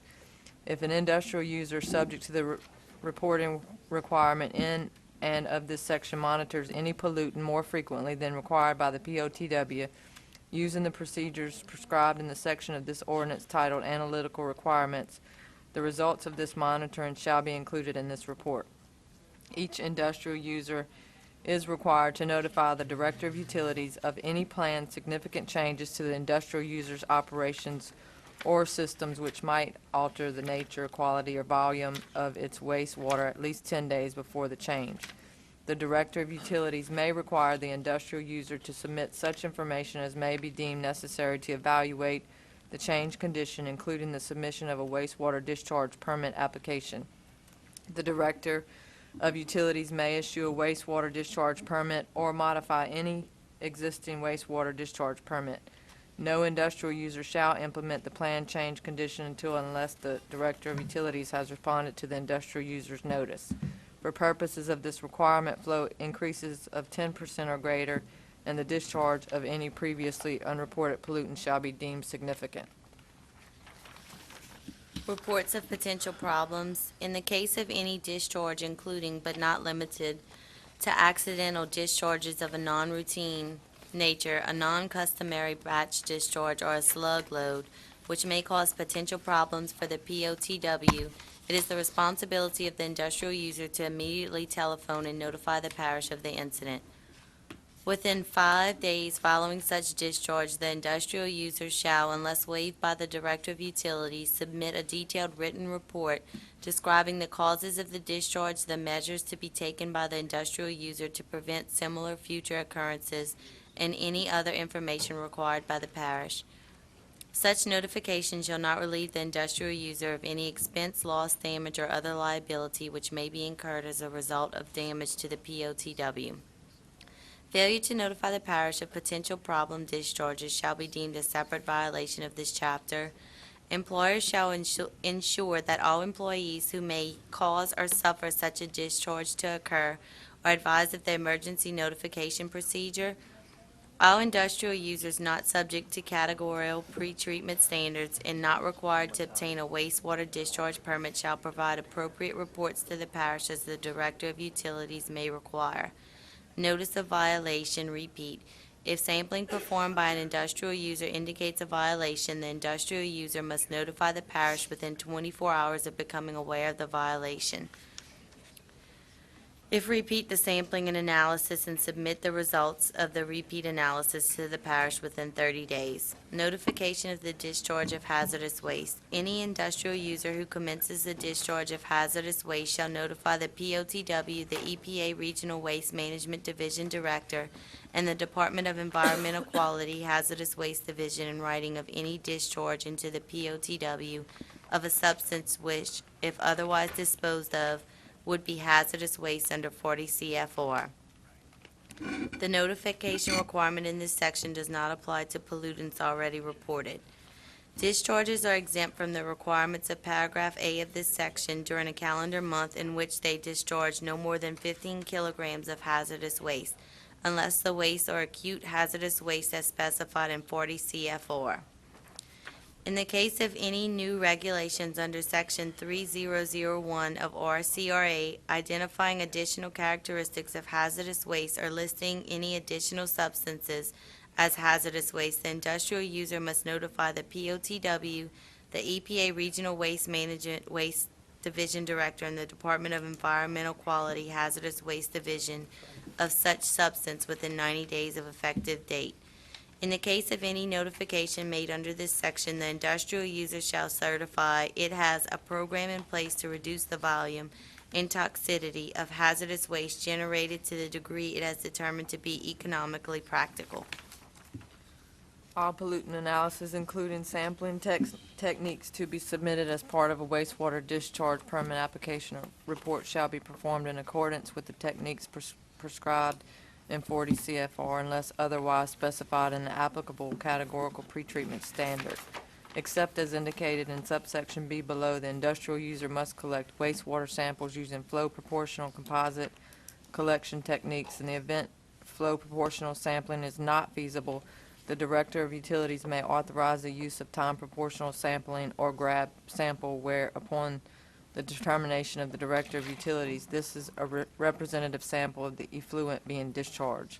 In addition, grab samples may be required to show compliance with instantaneous discharge. Samples for oil and grease temperature, pH, cyanide, phenols, toxicity, sulfides, and volatile organic chemicals must be obtained using grab collection techniques. Written reports will be deemed to have been submitted on the date postmarked. For reports which are not mail, postage prepaid into a mail facility serviced by the U.S. Postal Service, the date of receipt of the report shall govern. Industrial users shall retain and make available for inspection and copying all records and information required to be retained under this chapter. These records shall remain available for a period of at least 3 years. This period shall be automatically extended for the duration of any litigation concerning compliance with this chapter, or where the industrial user has been specifically notified of a longer retention period for the Director of Utilities. The reports and other documents required to be submitted or maintained under this chapter shall be subject to the provisions of 18 U.S.C. Section 1001 relating to fraud and false statements, the provisions of Section 309C4 of the Act as amended governing false statements, representation, or certification, and the provisions of Section 309C6 regarding responsible corporate officers. The parish shall have the right to enter the facilities of any industrial user to ascertain whether the purpose of this chapter and any permit or order issued hereunder is being met, and whether the industrial user is complying with all requirements thereof. Where an industrial user has security measures in force which would require proper identification and clearance before entry into their premises, the user shall make necessary arrangements with their security guards so that upon presentation of suitable identification personnel from the parish, the Louisiana Department of Environmental Quality and EPA will be permitted to enter without delay for the purpose of performing their specific responsibilities. The parish, Louisiana Department of Environmental Quality and EPA shall have the right to set up on the user's property such devices as are necessary to conduct sampling, inspection, compliance, monitoring, and/or metering operations. The parish may require the industrial user to install monitoring equipment as necessary.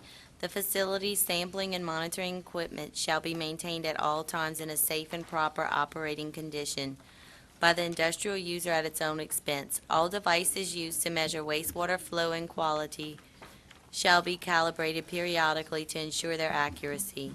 Any temporary or permanent obstruction to safe and easy access to the industrial facility to be inspected and/or sampled shall be promptly removed by the industrial user at the written or verbal request of the Director of Utilities, and shall not be replaced.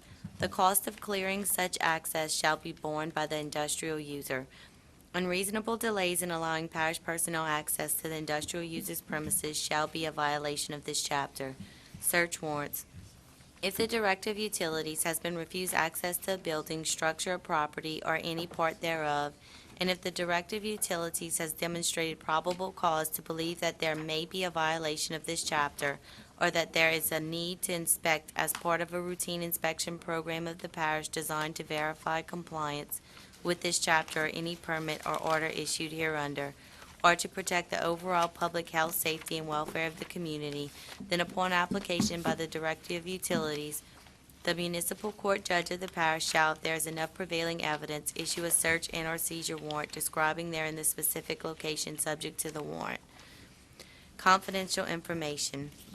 Information and data on an industrial user obtained from reports, surveys, wastewater discharge permits, and monitoring programs, and from parish inspection and sampling activities, shall be available to the public without restriction unless the industrial user specifically requests and is able to demonstrate to the satisfaction of the parish that the release of such information would divulge information processes or methods of protection as trade secrets under applicable state law.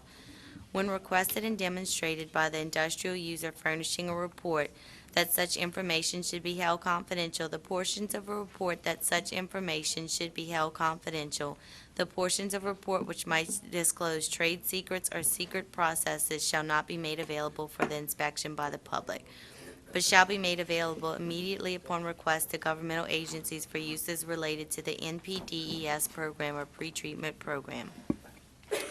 Uses in significant noncompliance publication. The parish shall publish annually in the largest daily newspaper published in the municipality where the POTW is located a list of the industrial users which during the previous 12 months were in significant noncompliance with applicable pretreatment standards and requirements. Administrative enforcement remedies. Notification of violation. Whenever the parish finds that any user has violated or is violating this chapter, wastewater contribution permit, or any prohibition, limitation of requirements contained herein, the Director of Utilities or his agent may serve upon such person a written notice stating the nature of the violation. Within 10 days of the receipt of this notice, an explanation of the violation and a plan for the satisfactory correction and prevention thereof, to include specific required actions, shall be submitted to the Director of Utilities by the user. Submission of this plan in no way relieves the user of liability for any violations occurring before or after receipt of the notice of violation. Consent order. The parish is hereby empowered to enter into consent orders, assurances of voluntary compliance, or similar documents established in an agreement with any user responsible for the noncompliance. Such orders will include specific action to be taken by the industrial user to correct the noncompliance within a time period also specified by the order. Consent orders will have the same force and effect as the administrative orders issued pursuant to and shall be judicially enforceable. The parish may order any user who causes or contributes to violations of this chapter wastewater discharge permits or orders issued hereunder or any pretreatment standard or requirement to appear before the Director of Utilities and show cause why proposed enforcement action should not be taken. Notice allows any unauthorized discharge to enter the POTW to show cause before the Ascension Parish Adjudication Court why the proposed enforcement action should not be taken. A notice shall be served on the user specifying the time and place of a hearing to be held by the Ascension Parish Adjudication Court regarding the violation, the reasons why the action is to be taken, the proposed enforcement action, and the directing the user to show cause before the adjudication court why the proposed enforcement action should not be taken. The notice of the hearing shall be served personally or by registered or certified mail at least 15 days before the hearing. Service may be made on any authorized representative of the user. Whether or not the user appears as ordered, immediate enforcement action may be pursued following the hearing date. A show cause hearing shall not be a prerequisite for taking any other action against the user. At any hearing held pursuant to this article, testimony taken must be under oath and recorded stenographically. The transcript so recorded will be made available to any member of the public or any party to the hearing upon payment of the usual charges thereof. After the adjudication court has reviewed the evidence, it may issue an order to the user responsible for the discharge directing that following a specified time period, the sewer service be discontinued unless adequate treatment facilities, devices, or other related appurtenances shall have been installed on existing treatment facilities, devices, or other related appurtenances are properly operated. Further orders and directives as are necessary and appropriate may be issued. When the parish finds that any user has violated or continues to violate this article, wastewater contribution permit, or any prohibition, limitation of requirements contained herein, the parish may issue an order to the user responsible for the discharge directing that the following specified time period, sewer service shall be discontinued unless adequate treatment facilities or devices have been installed and are properly operated. Orders may also contain such other requirements as might be reasonably necessary and appropriate to address the noncompliance, including the installation of pretreatment technology, additional self-monitoring and management practices. A compliance order may not extend the deadline for compliance established for a federal pretreatment standard or requirement, nor does a compliance order release the user of a liability for any violation, including any continuing violation. Issuance of a compliance order shall not be a prerequisite to taking any other action against the user. Whenever the parish finds that a user has violated or continues to violate this article, wastewater contribution permit, or any prohibition, limitation of requirements contained herein, the parish may issue an order to cease and desist all such violations and direct persons in noncompliance to immediately comply. Take such appropriate remedial or preventative action as may be needed to properly address a continuing or threatened violation, including halting operations and or terminating the discharge. Issuance of a cease and desist order shall not be a prerequisite to take any other action against the user. Administrative fines. Notwithstanding any other section of this chapter, any user that is found to have violated any provision of this chapter, its wastewater discharge permit and orders issued hereunder, or any other pretreatment standard or requirement, shall be fined in an amount not to exceed $1,000 per day for each offense. Such fine shall be assessed on a per violation per day basis. In the case of monthly or other long-term average discharge limits, fines shall be assessed for each day during the period of violation. Assessments shall be collected through the parish's finance office. The fine shall be paid within 30 days of receiving notice from the finance office. The parish shall have such collection remedies available as for other service charges and fees. Emergency suspension. The parish may immediately suspend a user's discharge whenever such suspension is necessary in order to stop an actual or threatened discharge which reasonably appears to present or cause an imminent or substantial endangerment to the health or welfare of persons. The parish may also immediately suspend a user's discharge that threatens to interfere with the operation of the POTW or which presents or may present an endangerment to the environment. Any user notified of a suspension of its discharge shall immediately stop or eliminate its contribution. In the event of a user's failure to immediately comply voluntarily with the suspension order, the parish shall take such steps as deemed necessary, including immediate severance of the sewer connection to prevent damage to the POTW, its receiving stream, or endangerment to the individuals. The parish shall allow the user to recommence its discharge when the user has demonstrated to the satisfaction of the parish that the period of endangerment has passed, unless termination proceedings are initiated against the user. A user is responsible in whole or in part for any discharge presenting imminent endangerment, shall submit a detailed written statement describing the causes of the harmful contribution and the measures taken to prevent any future occurrence to the Director of Utilities prior to the date of any show cause or termination hearing. Nothing in this section shall be interpreted as requiring a hearing prior to any emergency suspension. Revocation of permit.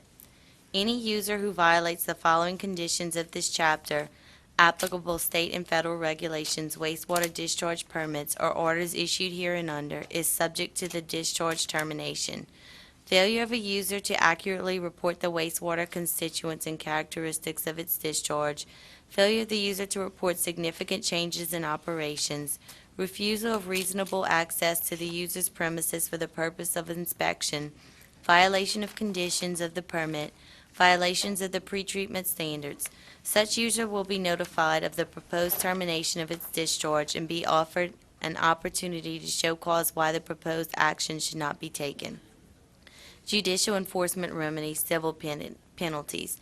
Any user who is found to have violated any part of this ordinance or who willfully or negligently failed to comply with any provision of this article and the orders, rules, regulations, and permits issued hereunder shall be fined not less than $100 nor more than $1,000 for each offense. Each day on which a violation shall occur or continue shall be deemed a separate and distinct offense. In addition to the penalties, the parish may recover reasonable attorney's fees, court costs, and court reporter fees, and other expenses of litigation by appropriate suit at law. Injunctive relief. Whenever the parish finds that any user has violated or is violating this article, wastewater contribution permit, or any prohibition, limitation, or requirements contained herein, the parish through council may petition the court for the issuance of a preliminary and/or permanent injunction as appropriate which restrains or compels the specific performance of the wastewater discharge permit. Such other action as appropriate for legal and/or equitable relief may also be sought by the parish. Legal action. If any person discharges sewage, industrial waste, or other waste into the parish's wastewater disposal system, contrary to the provisions of this article, federal or state pretreatment requirements, or any order of the parish attorney may commence an action for appropriate legal and/or equitable relief in the 23rd Judicial District Court. The parish reserves the right to take any, all, or any combination of these actions against the non-compliant user. Enforcement of pretreatment violations will generally be in accordance with the parish's enforcement response plan. However, the parish reserves the right to take other action against any user when the circumstances warrant. Further, the parish is empowered to take more than one enforcement action against any non-compliant user. These actions may be taken concurrently. Supplemental enforcement action, water and sewage users severance. The parish may suspend the water service, wastewater treatment service, and/or wastewater contribution permit when such suspension is necessary, in the opinion of the parish, in order to stop an actual or threatened discharge which presents or may present any imminent or substantial endangerment to the health or welfare of persons, to the environment, causes interference to the POTW, or causes the parish to violate any condition of its NPDES permit. Any person notified of a suspension of the water service, wastewater treatment service, and/or wastewater contribution permit shall immediately stop or eliminate the contribution. In the event of failure of the person to comply voluntarily with the suspension order, the parish shall take such steps as deemed necessary, including immediate severance of the sewer connection to prevent or minimize damage to the POTW system or endangerment to any individuals. The parish shall reinstate the wastewater contribution permit and/or the wastewater treatment service upon proof of the elimination of the non-compliant discharge. A detailed written statement submitted by the user describing the causes of the harmful contribution and the measures taken to prevent any future occurrence shall be submitted to the parish within 15 days of the date of occurrence. Affirmative defenses to discharge violations. Upset.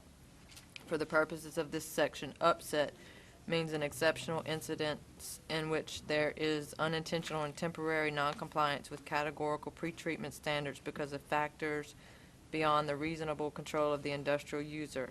An upset does not include noncompliance to the extent caused by the operational error, improperly designed treatment facilities, inadequate treatment facilities, lack of preventative maintenance, or careless or improper operation. An upset shall constitute an affirmative defense to an action brought for noncompliance with categorical pretreatment standards if the requirements of paragraph C are met. An industrial user who wishes to establish the affirmative defense of upset shall demonstrate through properly signed contemporaneous operating logs or other relevant evidence that an upset occurred and the industrial user can identify the cause of the upset. The facility was at the time being operated in a prudent and workmanlike manner and in compliance with applicable operation and maintenance procedures. An industrial user has submitted the following information to the POTW and treatment plant operator within 24 hours of becoming aware of the upset. If this information is provided orally, a written submission must be provided within 5 days. A description of the indirect discharge and cause of noncompliance. The period of noncompliance, including exact dates and times, or if not corrected, the anticipated time the noncompliance is expected to continue. Steps being taken and/or planned to reduce, eliminate, and prevent recurrence of the noncompliance. Any enforcement proceeding, the industrial user seeking to establish the occurrence of an upset shall have the burden of proof. Industrial users will have the opportunity for a judicial determination of any claim of upset only in an enforcement action brought for noncompliance with categorical pretreatment standards. The industrial user shall control production or all discharges to the extent necessary to maintain compliance with categorical pretreatment standards upon reduction, loss, or failure of its treatment facility.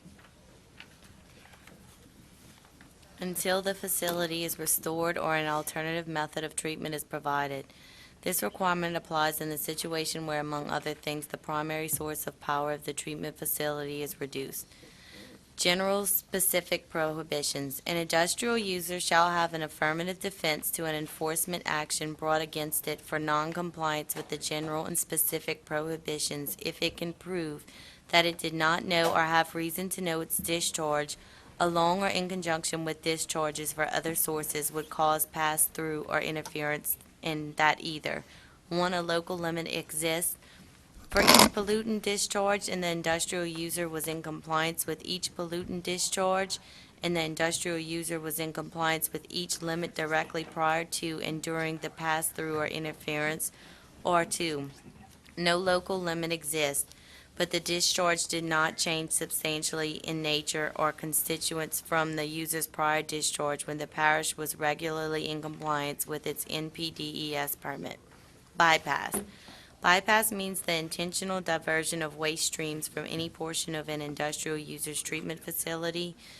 Severe property damage means substantial physical damage to property damage to the treatment facilities which causes them to become inoperable, or substantial and permanent loss of natural resources which can reasonably be expected to occur in the absence of a bypass. An industrial user may allow any bypass to occur which does not cause pretreatment standards or requirements to be violated, but not only if it also is for essential maintenance to assure efficient operation. These bypasses are not subject to the provisions of paragraph D, E, and F. If an industrial user knows in advance of the need for a bypass, it shall submit prior notice to the POTW at least 10 days before the date of the bypass. An industrial user shall submit oral notice of an unanticipated bypass that exceeds applicable pretreatment standards to the POTW within 24 hours from the time it becomes aware of the bypass. A written submission shall also be provided within 5 days of the time the industrial user becomes aware of the bypass. The written submission shall contain a description of the bypass and its cause, the duration of the bypass, including exact dates and times. And if the bypass has not been corrected the anticipated time it is expected to continue, and steps taken or planned to reduce, eliminate, and prevent recurrence of the bypass. The POTW may waive the written report on a case-by-case basis if the oral report has been received within 24 hours. Bypass is prohibited, and the POTW may take enforcement action against an industrial user for a bypass unless 1. The bypass was unavoidable to prevent loss of life, personal injury, or severe property damage. 2. There was no feasible alternative to the bypass, such as the use of auxiliary treatment facilities, retention of untreated waste, or maintenance during normal periods of equipment downtime. This condition is not satisfied if adequate backup equipment should have been installed in the exercise of reasonable engineering judgment to prevent a bypass which occurred during normal periods of equipment downtime or preventative maintenance. The industrial user submitted notices as required under paragraphs D and E. The POTW may approve an anticipated bypass after considering its adverse effects if the POTW determines that it will meet 3 conditions listed in paragraph D. Miscellaneous, pretreatment charges and fees. The parish may adopt charges and fees which may include fees for reimbursement of costs of setting up and operating the parish's pretreatment program, fees for monitoring, inspections, and surveillance procedures, fees for reviewing accidental discharge procedures in construction. Fees for permit applications, fees for filing appeals, fees for consistent removal of pollutants otherwise subject to federal pretreatment standards, fees for discharge permit. Permit fees shall be billed and collected through the Ascension Parish Government Tax Office in July of each year. The following formula shall be used to calculate the cost of discharge permit issued to the user. Permit equals analytical cost plus sampling costs, 125.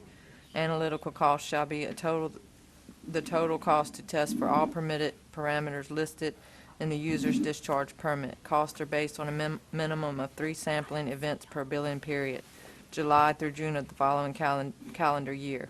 Sampling costs shall be as follows: grab sample $20, composite sample $100. Fees for the disposal of septic tank waste. Other fees as the parish may deem necessary to carry out the requirements contained herein.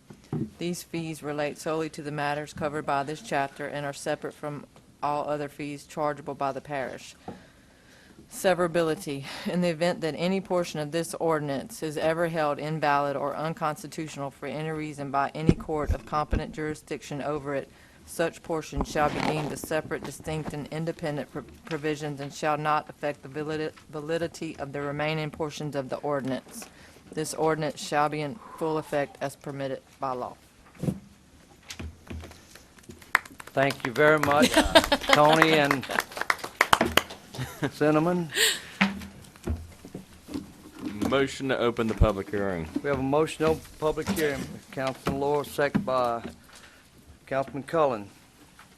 Do we have any speakers? Motion to close by Councilman Joseph, second by Councilman Shake Snyder. Motion to move the ordinance. We have a motion by Councilman Laura to move the ordinance. Second by Councilman Oliver Joseph. Any discussion? Any opposition? Ordinance moved. We'll move on to agenda item number 16, number 19. Ordinance DR 11-04 detention design ordinance deleting section 17-508E, appendix 5, drainage regulations to remove the language that would permit a waiver to the meeting the stormwater detention design requirements. Yes. This is the item that we had a discussion on 2 meetings ago, and last meeting we came back with some information. We met with the local engineer in Billy Aguilar and made the recommendation that it be approved. Okay. We have a motion on the ordinance by Mr. Dempsey Lambert. Second by Mr. Dennis Cullen. Hey, I know we all ready to go home, and I'm sorry to burst y'all bubble, but we have to read one more. Okay. Go ahead. Read it. I thought Ben was going to be nice and do it for me, but I'll do it. The purpose of this ordinance is to remove language in the ordinance that would permit an exception to meeting the stormwater detention design requirements. Whereas Ascension Parish is a local governmental subdivision as defined by Article 6, Section 44 of the Louisiana Constitution of 1974, whereas the Parish of Ascension is the governing and responsible body within this jurisdiction.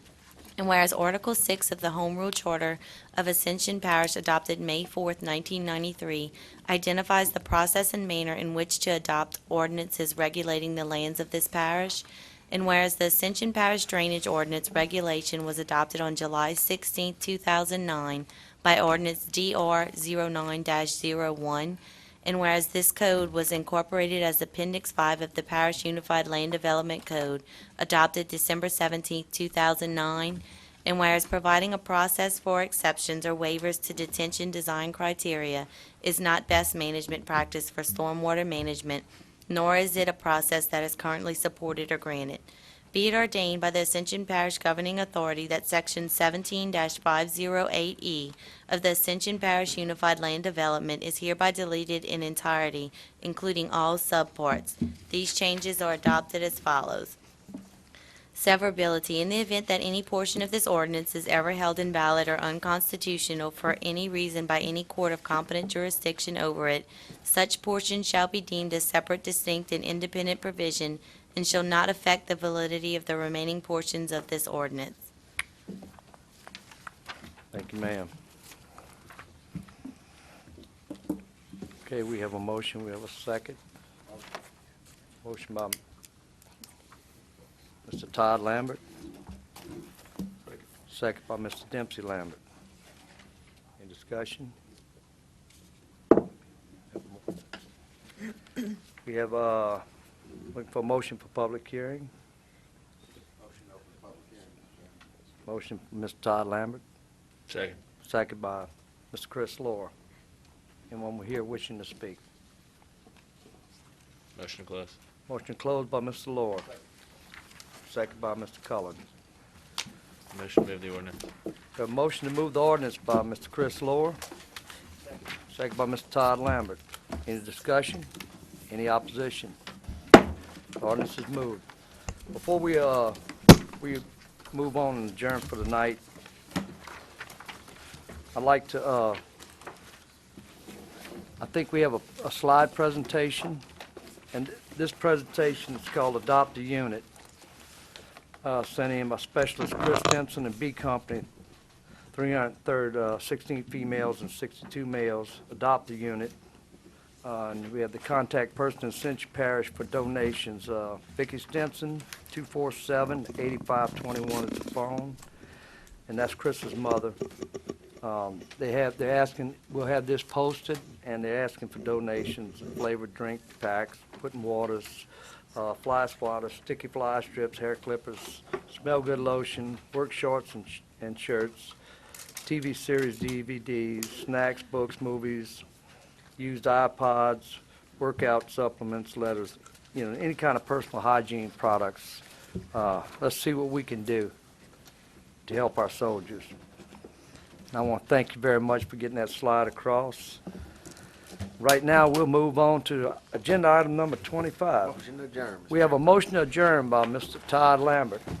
Second by Mr. Dennis Cullen. Any discussion? Any opposition? We are adjourned.